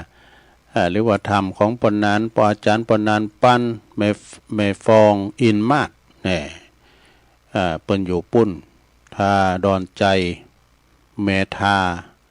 หรือว่าจะเป็นของปนานสุนทรบุญญาสิงห์ก็แนวหลายสถานที่เปิ้นเอามามอบหมายถวายของปกำนันสันติสุขชัยวงศ์ก็ดีปอพยานะของปครูอันสีโนนแก้วสุกก็ดีเขาเรียกนี่มีแพ้ปครูเกษมปัญโยพุ่นนะหุยปัญจ้อยแล้วก็มันลืมตีว่าไว้ทั้งใดนะก็เอามาวาอยู่นะหลายท่านเนาะที่เปิ้นเขียนมาพองสูงทั้งลายมาพองก็เอามานำเสนอเนาะศรัทธาญาติโยมทั้งหลายเอามาเล่าสู่จู้กันฟังแผ่ขยายก็เป็นกรรมดีทางนั้นเด้อศรัทธานะเป็นกรรมดี กรรมบดีก็มีก็คือมันเทียบเคียงกันอย่างว่าเฮาทำดีกับทำบดีน่ะการทำดีมันเป็นอย่างใดทำมันบดีเนี่ยมันเป็นผลอย่างใดเนี่ยมันมีไก่เคียงกันอันมันก็จะมีของที่มันผลกระทบนะเหรียญก็จะมี2 หน้านะเอาอันนี้มาว่าก้ำก่อนเนาะอันนี้มันเป็นข้ามกรได้ก็กินใจเตะๆจังได้ยินอาจารย์ท่านพระมหานิคมนะปูนเสียงธรรมจากวัดจันทร์ปุณประจังเหล่ากรเนี่ยนะกรตอนเช้าไอ้ดอกสุริโยไทยไขแสงใกล้แจ้งแล้วฝูงวิหกร้องเจ้ยแจ้วแสวงหานี่ซึ่งอาหารทะยานไปในนภาหมู่ปักษายังขยันหมั่นหากินลุงม่ามเจ้าเมื่อได้ยินเสียงนกเสียงกาเนี่ยออกจากโล่งจากลังบางพงก็ว่าได้ยินเสียงกาเนี่ยมันแบบบ่เป็นมงคลเลยนะปวดโทกที่วัดพระธาตุโดยน้อยเนี่ยมันมีนี่ตัว2 ตัวหมูนห้างมันจะมีไก่นะมันมาถึงวันถึงเจ้าถึงแรงมันห้องกาแล้วก็โศกรถนากาตัวนี้น่ะมันไปหันกระจกเตียนหอส่งน้ำน่ะมาหันเงามันดีอยู่พ่มมันยังมาโศกกันเลยหันเงาตัวเก่ามาดีอันกระจกกันพ่มโอ้เป็นสัตว์ตาลิสานได้รู้เนี่ยมันเป็นอย่างเด้อกาเนี่ยมันเป็นธรรมดาก็โลกของมันก็คือกาเนี่ยมันอยู่ในตำนานเหมือนกันเนาะกาโอ้ถึงไหนหมู่ปักษายังขยันหมั่นหากินท่านที่รักจะซบนอนอยู่ใหญ่เล่าตื่นแต่เช้าขัดเกลาจิตเป็นนิจศีลประพฤติธรรมพระสัมมาเป็นอาจินรักษาศีลให้มั่นหมั่นภาวนานี่อายุไขในมนุษย์สุดจะน้อยอย่ามัวคอยโอกาสวาสนาคืนและวันที่เคลื่อนไปไม่หวนมาอย่าชักช้าอบรมได้ทั้งใจกายนี่ สรรพสิ่งใดๆในโลกนี้ไม่คงที่แปรเปลี่ยนหน้าใจหายแต่สิ่งหนึ่งติดตามไปไม่รู้วายดุจสหายคือกุศลและผลบุญแต่กะบาปกับบุญน่ะเด้อตัวเฮาไปนะค ขอน้อมกราบพระรัตนตรัยในสถานดลบันดาลพรประเสริฐบังเกิดหนุนดุจสายทานจากฟากฟ้าเกื้อการุณเป็นผลบุญแผ่กว้างไกลในโลกาจบสดา อันนี้คำก่อนเด้อศรัทธาญาติโยมทั้งหลายนำมาเล่าสู่จู้กันฟังไปนะสักคำเดียวนี้ก็ตุนลุงต่างทำไว้แล้วคนตีบ่มีโรคภัยไข้เจ็บเนี่ยมันปิ้นจะได้เนี่ยแต่บางคนนะเกิดมาก็เจ็บอดแอดไปนะก็แล้วแต่อย่างตุลุงว่านะกำไพบุญมันแต่บางคนเกิดมาก็มีโรคภัยไข้เจ็บมาลุมเล่าแล้วก็อันนี้คนตีบ่มีโรคภัยไข้เจ็บเนี่ยปิ้นจะได้นะก็ลองฟังพอนะศรัทธาญาติโยมทั้งหลายผู้ที่เกิดมานี่บ่มีโรคภัยไข้เจ็บมีสุขภาพพลานามัยสมบูรณ์แข็งแรงนะมีโรคภัยไข้เจ็บเมื่อยไข้ก็ไปหงยุกหงยาก็หมายความว่าเพราะในอดีตชาติปางก่อนบ่เคยไปรังแกทรมานสัตว์แถมแล้วเนี่ยศรัทธาเนาะบ่ไปรังแกทรมานสัตว์บ่ค้างสัตว์นะก็คือหมายความว่ามีความสุขภาพพลานามัยสมบูรณ์แข็งแรงเนี่ยอันเจ้านะแปลว่าบ่มีโรคภัยไข้เจ็บสุมาเด้อ มีโรคภัยไข้เจ็บนะในอดีตชาติบางก่อนก็คือบัดทรมานสัตว์ตุลุงข้ามขั้นตอนไปหน่อยสุมาเนี่ยลงเด้อแล้วก็อันผู้ที่มีพลานามัยสมบูรณ์แข็งแรงก็เพราะว่าในอดีตชาตินั้นได้หืดต้านโดยข้าวปลาอาหารหมากหนักว่านะเจ้านี่ไข่ข้ามขั้นตอนไปหน่อยเด้อเพราะเหตุว่าพลานามัยสมบูรณ์แข็งแรงนี่ในอดีตนี้เคยเข้าปลาอาหารหมักหนักนี่สดาเด้อ ต่อไปแถมสดาญาโยมไผที่มีผิวพรรณวรรณะงามพุทธผ่องดุจย่องใหญ่นะมีผิวพรรณวรรณะผิวผ่องเหมือนปิ้นตีต่องเนิดเจริญใจเปิ้นหันในอดีตนั้นเปิ้นหักษาศีลหักษาศีลหาบริสุทธิ์บ่โขดบ่เกตหือต้านเสื้อผ้าเครื่องนุ่งห่มปิ้นต้านอันนี้เลยมีผิวพรรณวรรณะงามนี่ศรัทธาญาโยมเด้อ ต่อไปมีหลายอยู่ในศรัทธาเนี่ยผู้ที่มีอำนาจนะอำนาจที่มีคุณเก่งขามเก่งใจนะแต่ว่าไปเบียดเบียนไผว่าได้ปิ้นนั้นคือปิ้นผู้ที่นำผู้นำเมื่อปิ้นผู้ที่มีอำนาจมีคุณเก่งใจก็เพราะว่าในอดีตเปิ้นบอกว่ามีมุทิตาศีลนี่มีมุทิตาศีลแล้วก็ถ้าไผทำบุญที่ไหนก็ดีแล้วยกมือโถโมอนุโมทนาสาธุนะบอกอิสาลิษยาไผอันนี้แหละคือว่าผู้ที่มีอำนาจมีคุณเก่งใจเนาะสะดาเด้อนะการเปิ้นทำบุญที่ไหนนะก่อนนี่เปิ้นมีของปูจ้าดูเนาะการเปิ้นแล้วปกติของตึงยกมือเปิ้นอยู่กลางตรงกลางหน้าได้ยินเปิ้นยกมือโถโมสาธุเนี่ยตุเจ้าแต่ชั้นเพลแล้วเอกแล้วก็ขอต่อไปลงผู้ที่ลำรวยมีโภคทรัพย์มีทรัพย์สินมากมายนะเพราะในอดีตนั้นหือต้านมานักอันนี้ในธรรมนิพพานสูตรปฏิวาดูไผไข่ลำไข่รวยหือต้านไผหืองามหือรักษาศีลไผมีสติปัญญาก็หือเจริญเมตตาภาวนาเนาะในธรรมปฏิวาเนาะ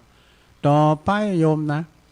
ไผที่เกิดมามีตระกูลสูงนะในตระกูลสูงนะก็คือเพราะว่าในอดีตเป็นบุคคลที่เป็นปูชาคนที่ควรปูชาหนักนี่บูชาคนที่ควรปูชาเด้อศรัทธาญาโยมแล้วก็ผู้ที่ฉลาดมีสติปัญญานี่เกิดมาปีนี้นะจารย์นี่นะก็เพราะว่าในอดีตนะครบบัณฑิตเนี่ยมันจะครบโควิด ครบบัณฑิตเนี่ยมันไก่ก็โควิดเลยครบบัณฑิตเนี่ยเราได้มีสมาธินี่ฝึกสมาธิเจริญเมตตาภาวนามากนักวะในนี่เป็นบอกว่าบ่ดื่มสุราวะนี่ไม่ดื่มสุรายาเมาเนี่ยก็เลยมีปัญญาดีเนาะเอาต่อไปมันก็จะมีอย่างอีกนะสะด้าเด้อเทวดานี่มากราบทูลพระพุทธเจ้าว่าไหวช้ามันจะมีอะไรเนาะข้าแด่พระสัมมาสัมพุทธเจ้าอาจารย์นะบุคคลหยังตีหืดตานและหือกำลังบุคคลใดเปิดว่า ได้ชื่อว่าหือกำลังบุคคลใดบุคคลหยังที่ได้ชื่อว่าหือทำหือวันนะบุคคลหืมหยังที่ว่าหือมีหือความสุขบุคคลหืมหยังบุคคลให้อะไรนะชื่อว่าหือสุขหือทุกข์หือสุขเนี่ยแปลว่าได้ชื่อว่าให้ทุกสิ่งทุกอย่างนี่นะพระพุทธเจ้าก็ทรงตรัสต่อไปว่าพราหมณ์เทวดาเฮ้ยเนาะบุคคลที่หือข่าวนะชื่อว่าหือกำลังเนี่ยการทำไหนกินข่าวมาก็อ่อนเปเพแห้งนะซะนะปินปีข่าวในเกยอยู่ซะนะเกยพอตุลุงเกยมีแล้วนะเมื่อก่อนนะอาจจะปินปีข่าวนะกินอยู่แต่ก็ใครอยากอยู่ย่ำแต้นใจแต่ดูกืนด้วยบ่มแต้นเลยมันจะปินปีข่าวเนาะก็มันใครอยากกินข่าวมันนะซะนะยาติบยาจันก็ตามเด้อมากินแล้วมันหายมันดื่มหายก็มันต้องมันวางอ่ะเมื่อกินยาอย่างนี้มันจะหายอยากเนาะเหมือนกับสุมาโดยซะนะเฮาเจ็บต้องเฮาคอยถ่ายนักเลยนะไปซ้อซื้อยาหรอเมื่อกี้เนี่ยมันดื่มหายก็มันจะถ่ายนักยุหันแล้วอ่ะนะอันนั้นการมันเนี่ยเปิ้นเรียกว่าตีปดตุกแต่กันเนาะการเอาไปปดตุกกำกรนี่เข้าไปนั้นน่ะบีโยบียายอ่ะ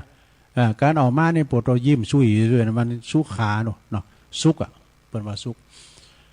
บุคคลหือผ่านะบุคคลหือผ่าปินตานก็หือวันนะผิวพรรณวันนะผ่องใสงามอีกอ่ะพระพุทธเจ้าตอบนะแล้วก็บุคคลหือยานพาหนะก็หือความสุขกูสิ่งกูอย่างเนี่ยพระจะต้านรถยนต์หรอกตานยานนี่ก็คือมันจะว่าตานการถยนต์นะอย่างปอหน่อยบุญปันเนี่ยเปิด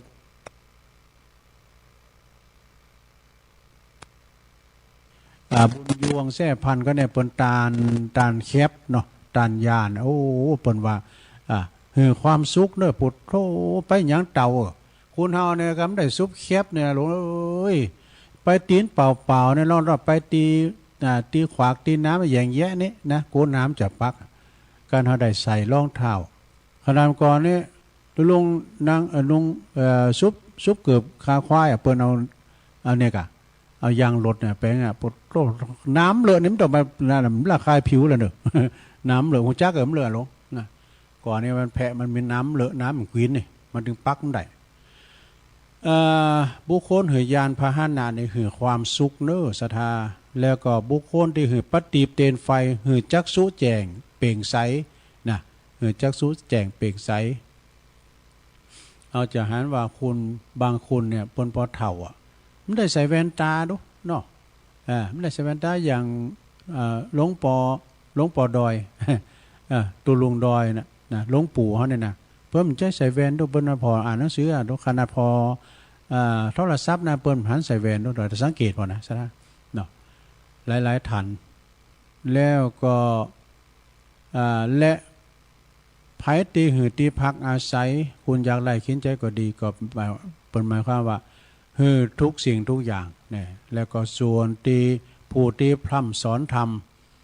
ก็ชื่อว่าหืออมตะนี่อันนี้พระพุทธเจ้าตอบนะแล้วพระพุทธเจ้าแล้วพระผู้มีพระภาคได้ตรัสแก่เทวดาว่า ชนเราได้มีจิตใจเหลื่อมใสหือเข่านั้นปิ้น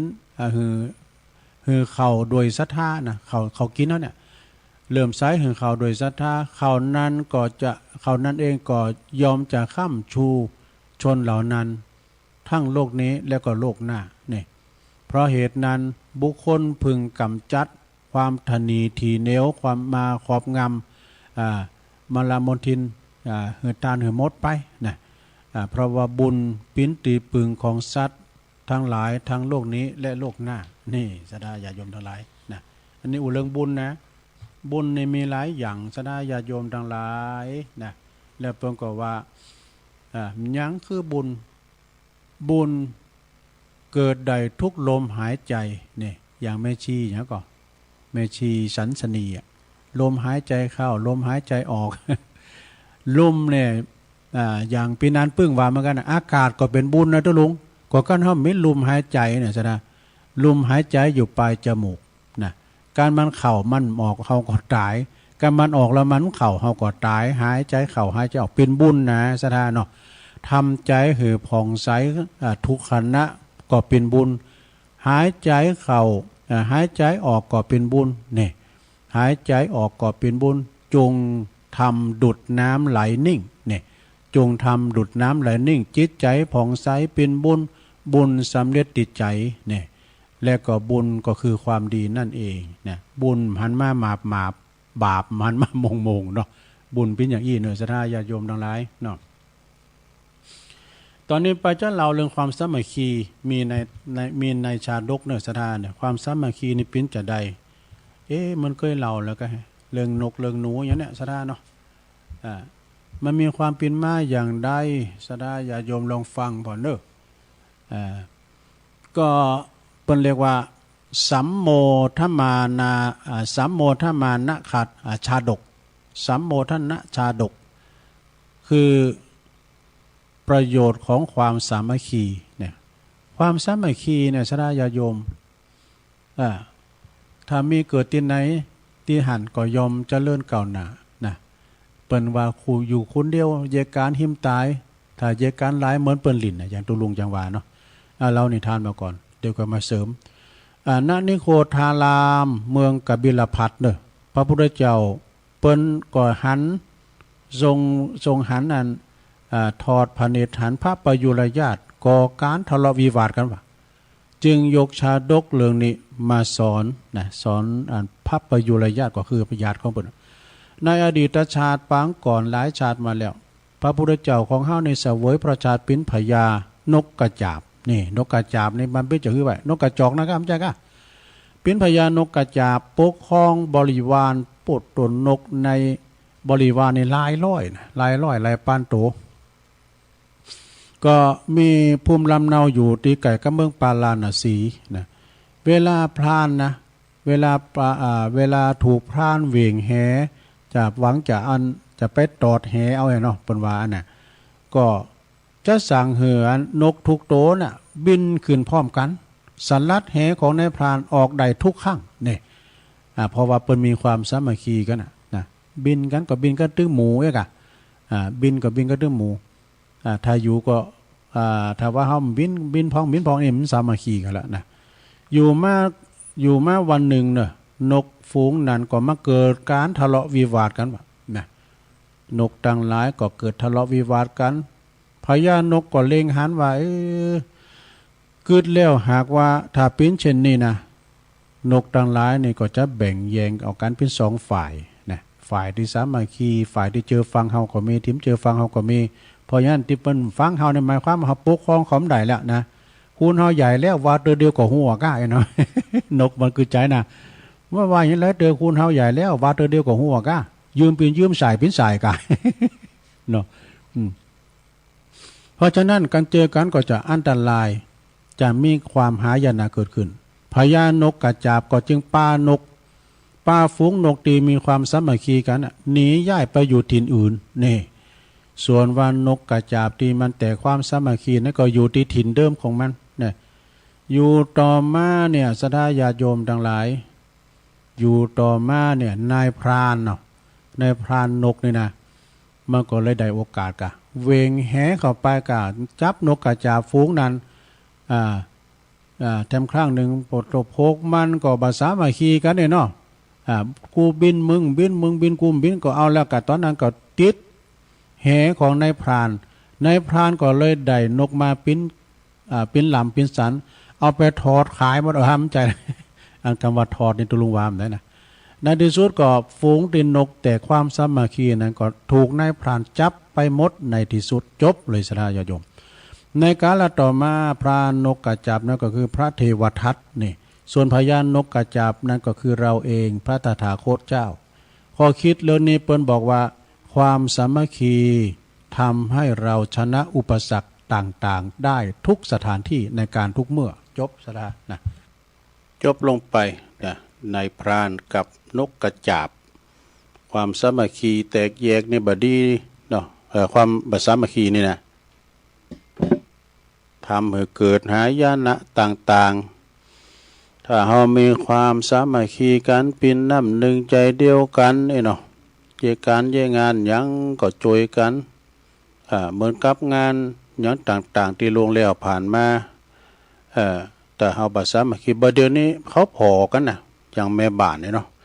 งานนั้นไปงานนั้นไปงานไปปิ้นแขกไปลิ่นเขาจะไหว้เวรเหมือนกันศรัทธาเหมือนกับตุเจ้าเฮาก็เหมือนกันน่ะสับเตือนะ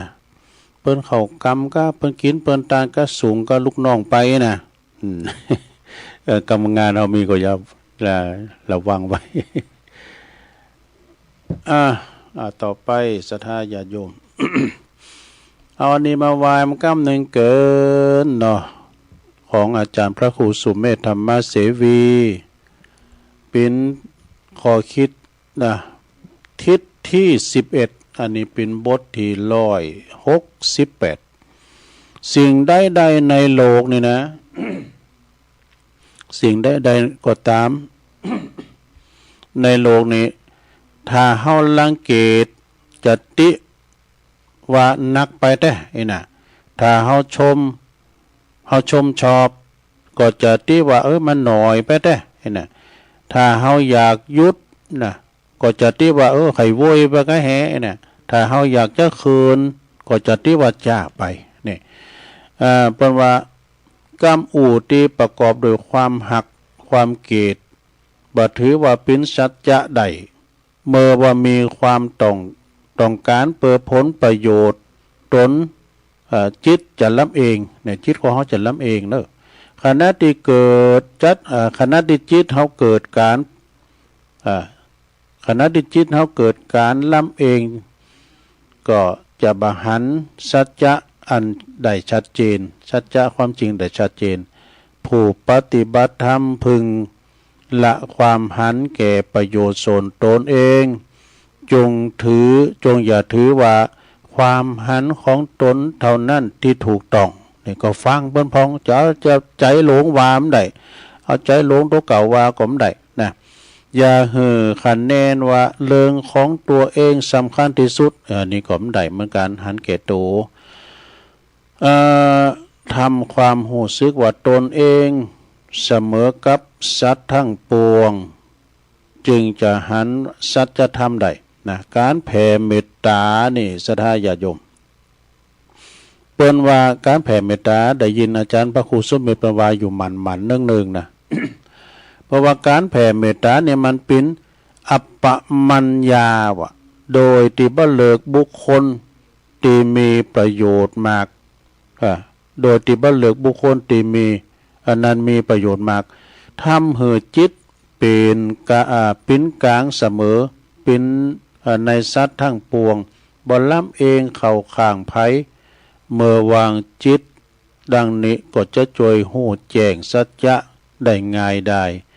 การเจริญอัปปมัญญานั้นช่วยให้บรรลุธรรมได้โลดเร็วนี่จบไปในบทหนึ่งซะนะ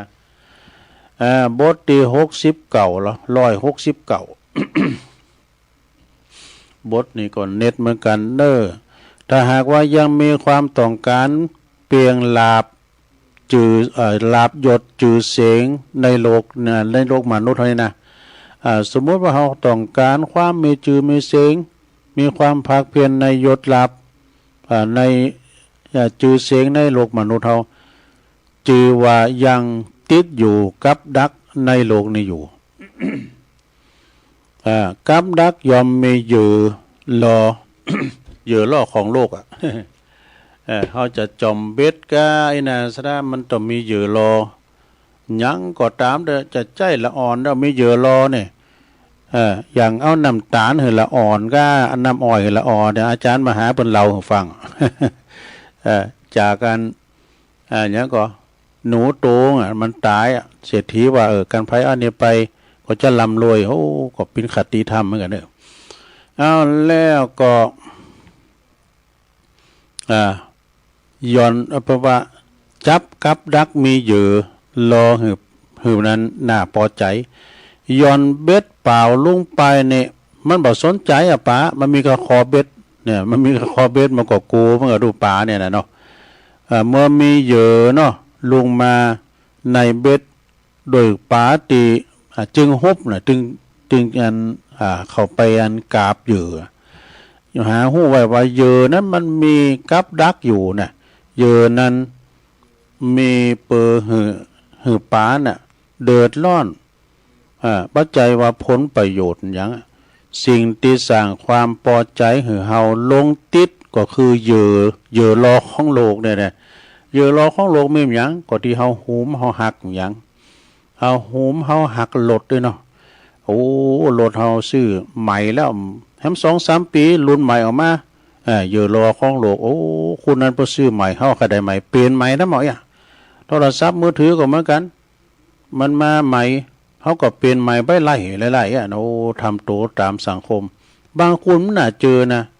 โทรศัพท์อันนี้ใจมา7 ปีแล้วนาย ใจมา7 ปีแล้วนะเป็นอย่างนี้ดอกเนี่ยแต่ถ้าสิ่งที่เฮาความพอใจ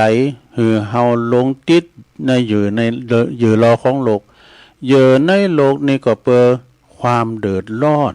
ของเจ้าโลกนั่นเองนะเยอะนั้นมีเปอหือเดือดร้อนปัจจัยเปอหือผลประโยชน์ติดของในสิ่งใดสิ่งนั้นจะสร้างความเดือดร้อนอย่างแสนสาหัสว่าดูต้องเวียนว่ายตายเกิดนับภพนับชาติบัดโทนเพราะหลงเยอะนั่นแหละ เพราะว่าตกนรกมกใหม่ก็เพราะว่าเหยื่อรอของโลกเหมือนกันนะซ้ำเตอก็เปิ้นเดียวเสียวซี่กันหักหลังก็มีพอเหยื่อเนี่ยก็คือสตังนะกะซ้ำเตอก็มันลุงโตกาป้ากันลงกันไปขาไปฟันก็มีนะสะท้าเพราะว่าส่วนแบ่งที่ไม่เป็นธรรมบ่ลุงโตอ่ะนะซ้ำเตอหันเปิ้นโอ้เปิ้นลูกเมืองนอกมาใส่ท้องใส่ยองติมข้อน่ะลงเปิ้นไปป่นเอาอีกก็มีสะท้าซ้ำเตอก็เอาไพ่ก็เอามาลองเปิ้นลิ้นเนี่ยอยู่รอของโลกดง ท่านผู้มีปัญญาตัดใจละความยินดีในอยู่รอของโลกสัลละสมบัติมากพองหน่อยพองแน่ออกบรรพชาว่าโขนขวายปฏิบัติเปอทำนิพพานหือแจ้งเมื่อเกิดมาก็มีกิเลสเหมือนคนต่างหลายแต่โขนขวายสัลละว่างใดจบสดาบทนี่นะ จบไปแถมบทหนึ่งแถมบทหนึ่งนี่เป็นว่าจะได้ก่อนที่จะดีต้องผ่านเส้นทางสำคัญลำเค็นมาก่อนที่เขาจะดีนี่นะก่อนได้ดีต้องผ่านเส้นทางลำเค็นเนี่ยบ่มีมหาบุรุษตันใดประสบผลอย่างง่ายราบลื่นใดต้องเจอปัญหาอุปสรรคขวากน้ำกันทางนั้นนี่หาปัญหาอุปสรรคใหญ่หือไหวเพราะว่าหือไหวรอมหาบุรุษใหญ่ผู้มีบารมีสูงจะมาฝึกตนจากความตุกเข็นก่อนอรุณรุ่งก็เหมือนกับมืดมิดไปทุกทางแต่ละวันก็มีการเวลาขึ้นแต่ละวันก็มีการละเวลาขึ้นแล้วแต่ตะวันนะสมบัติแต่ตะวันก็มีการละเวลาขึ้น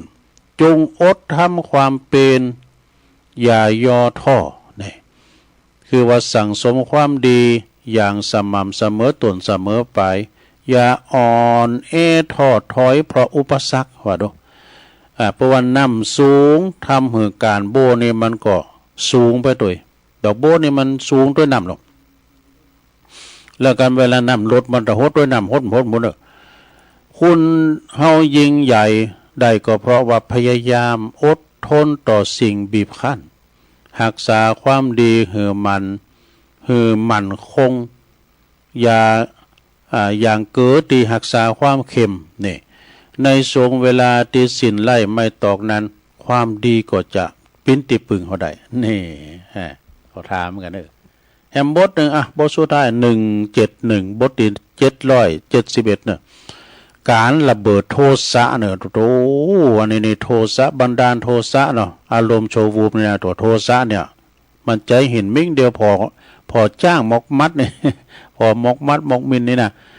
การระเบิดโทสะนั้นเหมือนไฟไหม้ป่าหมอดใหม่จนสิ้นสุดแล้วก็ทำก กลับดีดังเดิมนั้นก็ได้ยากเด้อเหมือนกับหมอดแตกมันมีรอยแก้วมันแตกมันเล่าไปเลยนะมันมีหอย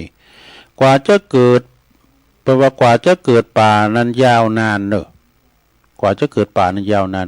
ไฟเผาผลาญใจเวลานิดเดียวดูเฮาพอก็ไม่ตะเล่าตะโกนเนี่ยเปิ้นเอาเครื่องแน่ๆบ่ถึง5 นาทีอะเนาะดูเปิ้นใหญ่มากเนี่ยเป็น100 ปีพุ่นน่ะเอาเครื่องสตีนมาแตะได้คำเดียวน่ะคุณบ่มมิตรภาพนานอาศัยในการเวลานานบ่มเพาะขึ้นนะแล้วก็อย่าทำลายง่ายๆระเบิดโทสะทีเดียวก็พังทั้งหมดเลยนี่การเอาวุ่นขึ้นมาเป็นฟืนเป็นไฟนะจะแก่คืนได้ยากเนอะทำอันยังก็จงกึดหน้ากึดหลังหือดีจะกินแหนงมะลุนอดกันดีกว่ามดทะลุดุดันนี่การเฮาว่าอย่างด่าเขาอย่างไผที่ไหนน่ะมันจะจำนั่นละอ่อนซ้ำหายนะลงเนอะมันจะจำนะก็เฮายังจำเนาะเฮาจะเป็นละอ่อนบนดาวยังจำจงฝึกตัวเองหือหูจักอดกันอยู่เสมออย่าทำตนหือคุ้นเคยกับการระเบิดอารมณ์นี่เสียหายไปแล้วจะบ่คุ้มค่ากับความสะใจเพียงนิดเดียวเนี่ยขันติคือความอดทนอดกันแล้วก็โสรัจจะคือความสงเงมอันนี้เป็นธรรมของบัณฑิตเนอจบลงไปศรัทธาญาติโยมเป็นคติธรรมหนังสือเนอของอาจารย์พระครูสุเมธธรรมเสวีเอามาเล่าสู่จูกันฟังเนอโอ้ลงเลยเวลาตัวลุงจะได้ปาดกาดข่าวสารงานบุญให้กับครูบาอาจารย์เนาะประกาศข่าวสารงานบุญครูบาอาจารย์สักหน่อยเนอวันนี้เราเนอสถานที่วัดสุวรรณวิหารเนอท่านพระครูสุวรรณศิลป์นี่ก็ให้ตุปีบินนี่นะเปิ้นเป็นเจ้าคณะตำบลนครเจดีย์เขต2เปิ้นก็จะมีงานเนอสวละสลงทรงน้ำพระธาตุอาทิถาดสรีระก็อาทิของกูครูบาท่านอาจารย์เขินคำอัตตสันโตพระครูเวรุวันพิทักษ์ที่วัดสุวรรณวิหารเนอวันนี้แล้วนะเมื่อเจ้าก็จะมีการทำบุญตักบาตรพระจะไปเปิดห้องทานก็กะเกมเนอเปิ้นก็จะมีงานวันนี้ก็ดูท่านอาจารย์ท่านพระมหาวิษณุจารุธรรมโมเขาไปก็จะมาหรอกแล้วก็ไปทำบุญสาระสลงทรงน้ำวันคำในวันนี้นะที่วัดสุวรรณวิหารนะไปกินแปะตานกันนะเป็นนานจอนเขาเนี่ยแล้วก็วันที่11อันนี้ก็เอาวันที่11ก่อนเนาะ11นี่เพิ่นจะมีงานที่วัดกูขี้เล็กเนอะวัดกูขี้เล็กนี่อยู่ในเขตตำบลตาตุ่มเนอะในเขตปกครองของท่านพระครูสุโคนทศิลวิมลเจ้าคณะตำบลตาตุ่มเพิ่นจะมีการตอดผ้าป่าและสืบจัดตาโหลงด้วยเนอะได้เมตตาท่านพระอาจารย์สุคำสันตมโนหรือว่าตุปิอ้ายรถเบนซ์ วันพุกเนี่ยเนอะวันที่11นะก็เวลา9 โมงเป็นต้นไปศาลานะก็หลังจัดใหญ่จัดงามเนอะ ของงานแม่จันฟองกิ่วแก้วคุณเชิดพงษ์เปิ้นไปแปลงไว้ศาลาจัดงามแล้วก็เปิ้นจะตอดผ้าป่านี่เพื่อว่าบูรณะต่างงานกุฏิสงฆ์เนอะกุฏิแล้วก็ปรับปรุงสถานที่ตัวก็ไปกินแปะตานนั้นกันเนอะที่วัดกูขี้เล็กตำบลตาตุ่มตะเขตฝั่งตั้งงานบ้านโท่งพี่นะเขตตั้งงานสองแควพี่นะหลายน้ำปิงมานะพี่เนาะก็พระสงฆ์เก่ารูปเจริญพระพุทธมนต์สืบชะตาวันพุธนี่ก็ปากันไปจะไปเปิดห้องตานก็ดีไปรวมทำบุญก็เจิญได้ตอดผ้าป่ากันเนอะแล้วก็วันที่12 เมษายนพุกฮือนี่เหมือนกันเนอะเพิ่นจะมีปอยสางล่องที่วัดป่าล้านเนอะตำบลสันติสุขก็ไปรวมทำบุญปอยสางล่องกันเนอะ11วันพุกนี่ก็ตั้งแต่วันนี้ไปนะเพิ่นจะโกนผมกันละนุ่งผ้าขาวปิ้นพันนากันละ12 เมษายนเพิ่นจะบวชตอนบ่าย3พุ่นเนอะ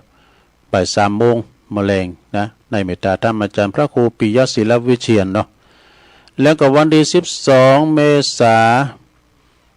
นก็ เจิญรวมทำบุญในวันกตัญญูเนอะวันไหวสาปรมีวันกตัญญูวันคล้ายวันมรณภาพของหลวงปู่ครูบาอินโทณที่วัดใหม่หนองหอยเนอะวัดใหม่หนองหอยตำบลสันติสุขอำเภอดอยหล่อเขานี่แหละในเมตตาธรรมอาจารย์พระครูสังวรยติกิจพร้อมด้วยคณะสงฆ์ตุเจ้าเปิ้นหลายมีเป็น10ปุ๊นะแล้ววัดเปิ้นก็กว้างก็ใหญ่โฮงตานมีเป็น100เนอะซะนะเนอะประกาศในขายเปิ้นขายของมนขายโคมนไปพออีเก้ด้วยเนอะก้านยาวดาวลาย ก็ไปกินไปทานกันเนอะที่วัดใหม่หนองหอยในวันที่12เมษายนเนาะ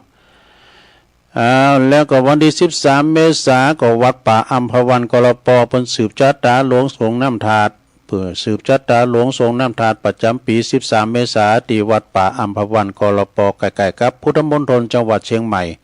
ในเมตตาธรรมท่านพระอาจารย์รัตภพนรินโทพระหลวงจรัญทรเทพเขาเนอะวันที่13เมษายน 9 โมงเป็นต้นไปแล้วก็วันที่21เมษายนนี่วัดฝายหินกันเนาะวัดฝายหินนี่เปิ้นมีงานประเพณีเนอะตุลุงก็จะได้ไปสวดมนต์โดยเปิ้นเนอะ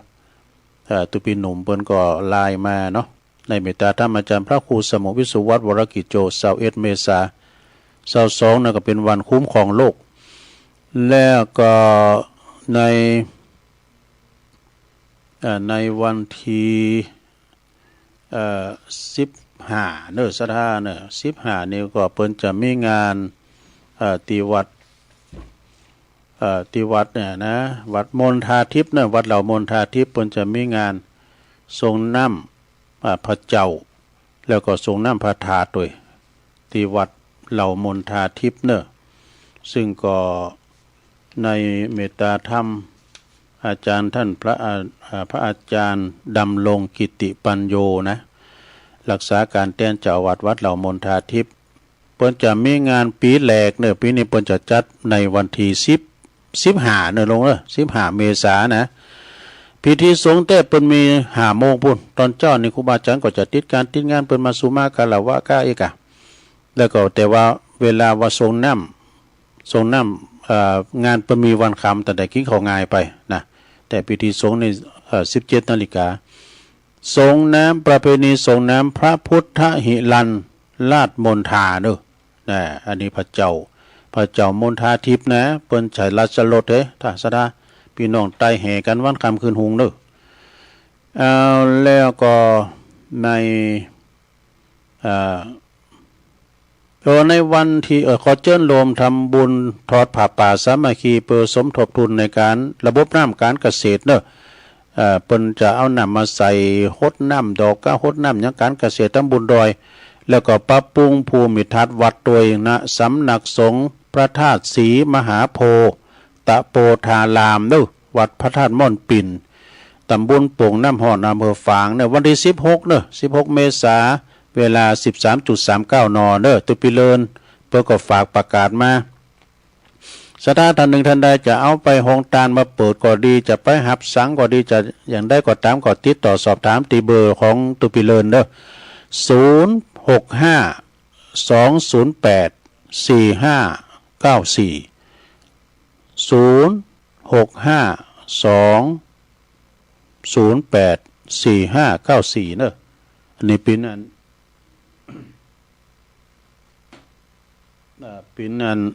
เบอร์โทรศัพท์ของตุปิเลินเนาะก็โทรไป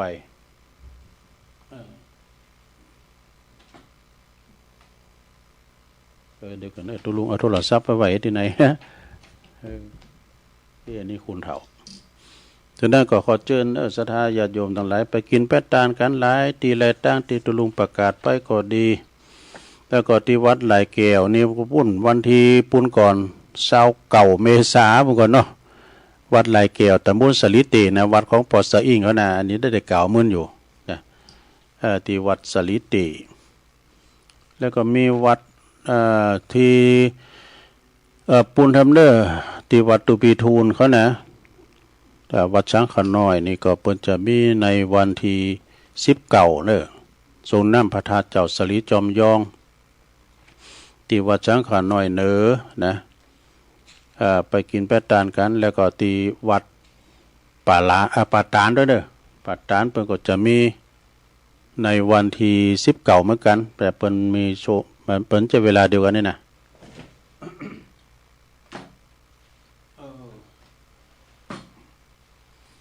อันมีรายงานเนาะต่อฉะนั้นก็ไปกินแปะตานกันเด้อหลายวัดหลายว่าวันที่23ก็ที่วัดสังขารน้อยไต่กันเนาะวัดป่าย่างตุลุงพันธ์เขานะที่วัดป่าย่างตุลุงพันธ์เขาตุปีบุญส่งตุปีแดงจากแม่จากอันปุณก็จะมาไอ้หรอตุปีแดงนะสมณะประพันธ์สมณะเนี่ยเพิ่นจะมากินมาตานตุยโดยนอนโทรหากันที่วัดสังขารน้อยไต่วันที่23เมษายนเนาะแล้วก็ที่วัดอันป่าตานก็เหมือนกันเด้อ10เก่าเหมือนกันเด้อทรงน้ำพระธาตุแล้วก็ทรงน้ำพระธาตุของครูบาจรจันทรังสีตัวนะครูบาจรนี่ก็เปิ้นปีนั้นครูบามหาเถระสุดท้ายเปิ้นก็ได้เป็นพระครูนะสะท่าตุลุงจรในเปิ้นดื่มเอาอย่างสักอย่างโยธาบรรดาศักดิ์อาจารย์เขินข้ามสมัยนั้นเปิ้นเป็นเจ้าคณะอำเภอมาถามมา2-3ตื่อกันว่าเปิ้นก็ดื่มเอาสุดท้ายเปิ้นก็เอาประดับบารมีของครูบาจรเนาะจันทรังสีตุลุงก็ยังตอนนั้นก็ตุลุงก็ยังเป็นตัวใหม่อยู่ไปไหวเพิ่นอยู่ดไปไหวสานบโยมโคบยำคุณเคยครับตุปีลงเนี่ยกันสุวิธานนันทกิจเนี่ยวัดทุ่งพึ่งเนี่ยกันเพิ่นไปอยู่ทุ่งพึ่งบ่เนาะตุปีลงตุปีชาเขาเนี่ยเพิ่นเป็นลูกพี่ลูกน้องกันเนาะเป็นพี่น้องกันนะพระครูสุจินธรรมานุวัฒน์ตุปีชาเนี่ยเปิ้นเป็นเจ้าคณะตำบุญเจ้าคณะตำบุญม่วงน้อยเดี๋ยวกันเด้อกำลังเปิดมือถือนี่จะตักกันตั้งลายก่อนเนาะศรัทธาญาติโยมวันพุธนี่ตุลุงก็มาอยู่วันพุธนี่ก็จะเป็นวันศุกร์เนาะศรัทธาญาติโยมเป็นวันศุกร์วันนี้เป็นวันพฤหัสเนาะโดยตุลุงก็บอกวันผิดเหมือนกันนะสวดมนต์นะบางทีว่าอาจจะผิดพองไปมันมาถักโถมเลยตุลุงก็อิติปิโสไปเนี่ยใจว่าขึ้นไปอื่นน้ำจะขึ้นไปนะก็เดี๋ยวเอาจะมาว่าใจเดี๋ยวก็ข้ามไปพอขอสุมาเดี๋ยวลงเลยมีแม่สีทรจากบ้านแม่ของนะตักมาตังลายนะชมรมสกาย75ทวีศักดิ์กันทวีนี่ทวีศักดิ์นี่ตุเป็นหนุ่มเลยตุเจ้าสาตุเจ้าวัดฝายหินนะตุเป็นหนุ่มนะหัวหน้าทีมงานถ่ายทอดเสียงจากนอกสถานที่ตุปีตะวันเขาเนี่ยนะพี่นันถิ่นเขาเนี่ยแม่หลงสายฝนจันกุลนะพี่น้องหลายปิ้งเน้อน้องผ่าขาวฟังอยู่เจ้านี่ก็โยมจากดอยน้อยพัฒนาหนองหานสันทรายแล้วก็ยงยุทธมณีวันอันนี้รับฟังอยู่นะจากบ่อแห้วลำปางนี่เปิ้นมากูเตอแม่แดงอัมพรจากเต็นดอกไม้ฟังตุลุงอยู่เน้อจอมตองบุญนะแม่ชีกันธนีสายยะจากเวงป่าเป่าเน้อฟังอยู่ชัดเจนดีนะโอ้ยายไข่แก้วยายไข่แก้วนี่เปิ้นอยู่อันบ้านเสิงตำบลบ้านแป้นไวสาตุลุงฟังอยู่เน้อเจ้าอนุโมทนาบุญตวยแม่หลวงสุมาลังกาพินอันนี้เปิ้นอยู่บ้านนั้นป่าหาตำบลเมืองจีพี่เน้อบารมีวังใจชิดเน้อฟังอยู่เน้อบารมีนี่โตรูปร่างเปิ้นหล่อเน้อเปิ้นถ่ายรูปเปิ้นมานะโตอย่างนายธนาคารน่ะรูปหุ่นอาเสเน้อต่อไปก็มีแม่เดือนเพ็ญทิมหวางนี่น้องหานำบ่อโลงเน้อฟังอยู่เจ้าบ้านจงกันทวงปีอ้ายใต้โหเน้อนำดิบเน้อนะฟังอยู่เน้อนะบุญส่งจากลำปางไหวสานะครับเน้อแม่ครูธัญญากศนจากกังเว้งเจียงใหม่แล้วก็อันนี้โมปเรียนเอกวัดลาดอันนี้เมตตาธรรมอาจารย์ท่านพระมหาประสิทธิ์ธรรมาภินันโทไหวสานะครับเน้ออาจารย์มหาเน้อฟังจากวัดช้างคำตำบลมะกอกอำเภอป่าซางโอ้นี่พระครูสุจินธรรมานุวัตตุปิชาเน้อตักมากูเตอนะโยมกนกพิชัยนาเน้อจากห้วยงูในเมืองฝางบนเนินล้านนาพันก็ฟังกันอยู่เนาะอันนี้โยมยุพินหอมอาลาปีน้อย บ้านแม่โยกเนาะฟังไฟเห็นชัดเจนดีเนอร์นะฟังอยู่ในเจ้าภาพมันวันเกิดวันนี้แฮปปี้เบิร์ธเดย์เนอะแม่ศิรินทิพย์บุญเลิศอันนี้เปิ้นอยู่เปิ้นฟังจากกรุงเทพปุ่นเนอะ เอาละเนอะตอนนี้ตักตังลายจบพอดีตุลุงจะเปิดสายกันเนอะจะเปิดสายตั้งหน้าใหม่เนาะเจริญปอนปัดเต้นนั่นเปิดลำโพงครับเดี๋ยวกันเนอะเนเจ้าปากันอาบน้ำดำโหสักเก่าที่แม่นำเจ้าคงคาปีนี้ดำโหหือเปิ้นหือบินนาออกเสียงเนื้อกาอีสานเนเจ้าเป็นโหนตั้งเยกตั้งไข่ใหม่เก่าปืนตุนใหม่เจ้าก็ได้เล่นนาปีนี้จุงปีเป็นดอกกระยาก็หือเอามาเนบโหเนบเก่าจะเป็นมงคลคุมเฮาเนเจ้าหือหมูจุ้งเฮาคนยาก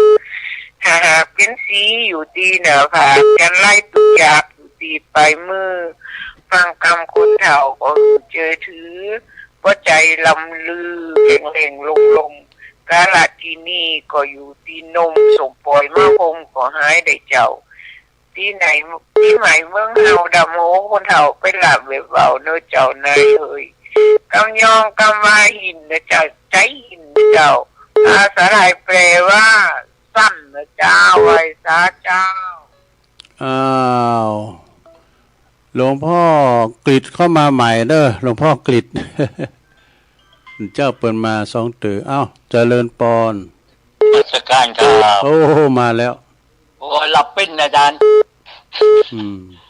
หลับสบายนะอากาศเนาะเย็นดีเย็นอากาศชุ่มช่ำแล้วตอนนี้ครับประมาณ 7-8 นาทีอาจารย์จะหมดเวลาแล้วนะครับขอบคุณครับสาธุหลวงพ่อมานิดเราลูกเราเจริญปอนเจ้ากับด้วยสาเจ้าตุลุงวันนี้ก็มีบุญแถมวันเด้อตื่นขึ้นมาได้มีลมหายใจได้ไหว้พระฟังธรรมกับตุลุงก็เมื่อแต่เจ้าและเด้อเจ้าชัดเจนเลยเนาะศิลาพรสิทธิ์เตี้ยบ้านลุงละปูนเด้อเจ้าตุลุงชัดเจนดีเด้อเจ้าสายใต้เฮานะเจ้าตุลุงเพิ่นฟังกันนักกันหลายเด้อเจ้ายินดีเนอะเจ้ากลับไหว้สาเด้อตุลุงเจ้าสาธุเจ้าพระตั้งขจรพอใจบุญฟังขจรพอใจนี่ก่อนชัยน้อยเขาฟังอยู่เนาะเจริญปอนไหว้สาเจ้าตุลุงต้องได้โอ้ไม่เสียเจ้าไม่เสีย089955656โอ้อันนี้เพิ่นเข้ามาใหม่ไล่เพิ่นเข้ามาใหม่บ้านไร่พูนผลบ้านไร่พูนผลนี่อยู่ได้หรอนี่เด้อปีนานผลเจริญปอนไว้สาครับตุลุงที่ตามฟังเนี่ยครับนี่ตั้งแต่คนนานติดตามอยู่ตลอดครับตั้งแต่คนนานประเสริฐจัดเป็นดีเนาะฟังดีไปคำหลวงครับเด้ออย่างเช่นสวัสดิ์เสียงท้องเราน้ำท้องแสงเสียงหน้าฟังทำวิญญาณคณะกิจนี้แต่เขาบุคจะใกล้จะแก่เรื่องการธรรมะธรรมโมครับดูก็ฟังแถมฟังเป็นที่ในใจเขาก็คงจะเล่นลุงยังนี้เนาะลุงเนาะขอครับลุงครับได้สาธุดีมีชุกต่อไปลุงจะลุกให้หลานต่อไปตลอดปีลงวันเลยครับเจริญปอนอันนี้พี่น้องบ้านไกลเนอะเพราะนั้นประเสริฐเนาะเจริญปอนไปฝากเจ้าตุลุงพังอยู่เนอะจากลำปางมันไหลน้น้อยไม่น้อยอุตุดีเจ้าสับเย็นดีเจ้าลำปางมาแล้วเนาะเจ้าไว้สารเนอะยินดีเนอะเขลางนครลำปาง0899555656วันพุกตุลุงก็สอธรรมเตศให้ศรัทธาได้ฟังกันแถมเนาะวันนี้ก็ตางานวัดพระธาตุดอยน้อยก็จะปิดโครงการบทเน้นภาคฤดูร้อน40ตุนไปจะโหลดให้กี่ตุนหมดเจริญปอนไปสาตุลุง โอ้ปอบุญตันป่าไล่ฟังเจ้า ห้องจะไม่เจ้าหลงฟังจะหลง ไก่ปีใหม่มาแล้วเนาะไก่ปีไก่เดินมาแล้วชัดเจนเลยเนาะป่อทางไก่เลยลุงเด้อยินดีเนอะสาธุสาธุปอบุญตันนี่เพิ่นอยู่อันบ้านเจดีย์สามยอดหรอสดากลางงานเจดีย์สามยอดไปกับโบสถ์เมื่อกันนะโบสถ์ที่วัดบันเลินนะวัดบันเลินทรายทองเนี่ยเป็นโบสถ์เน้นหมู่เหมือนกันเด้อวันนั้นปณิธานเพิ่นโทรมา ถ้าแต่ซิกแล้วก็วันที่เก่าก็วันที่เก่าที่10เนี่ยนะโบสถ์กันหลายอยู่ในเมตตาธรรมอาจารย์พระครูรัตนศิริวัตรตุปีเอเจ้าคณะตำบลบ้านเลินครูบาบุญธรรมศิริมังคโลเนาะครูบาเถระในตำบลตลอดถึงท่านพระครูสังก่อนนี่เดี๋ยวกันนะเดี๋ยวเอามาใหม่0899556506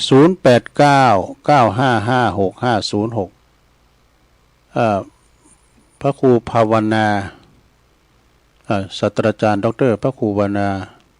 ที่วัดบ้านเหล่าประจักษ์ตะเคียวนะ0899556506เจริญปอนตกไปเอาให้กันเนาะศรัทธาญาติโยมเวลาตัวลุงนี่เริ่ม3 นาทีชุดท้ายตัวลุงก็จบเวลาพอดีกันในเนาะศรัทธาเอาไว้ผูกเนาะไผโทมเต้นก็ไว้โทมผูกแฮมตัวลุงก็จะกินเวลาเปิ้นก็จะนำรายการจากลาศรัทธาพี่น้องไปก่อนเด้อวันนี้ก็ได้มาอู่พิษพัดอันใดก็ขอสุมาอภัยกับปออกศรัทธาด้วยเด้ออยู่ดีมีสุขอายุหมันความยืนมีโจกมีใจเมื่อการกูกอบกูคนวันผูกคอยฟังกันใหม่เน้อจัตตาโลธรรมาวาตันติอายุวันโนสุขังปะลัง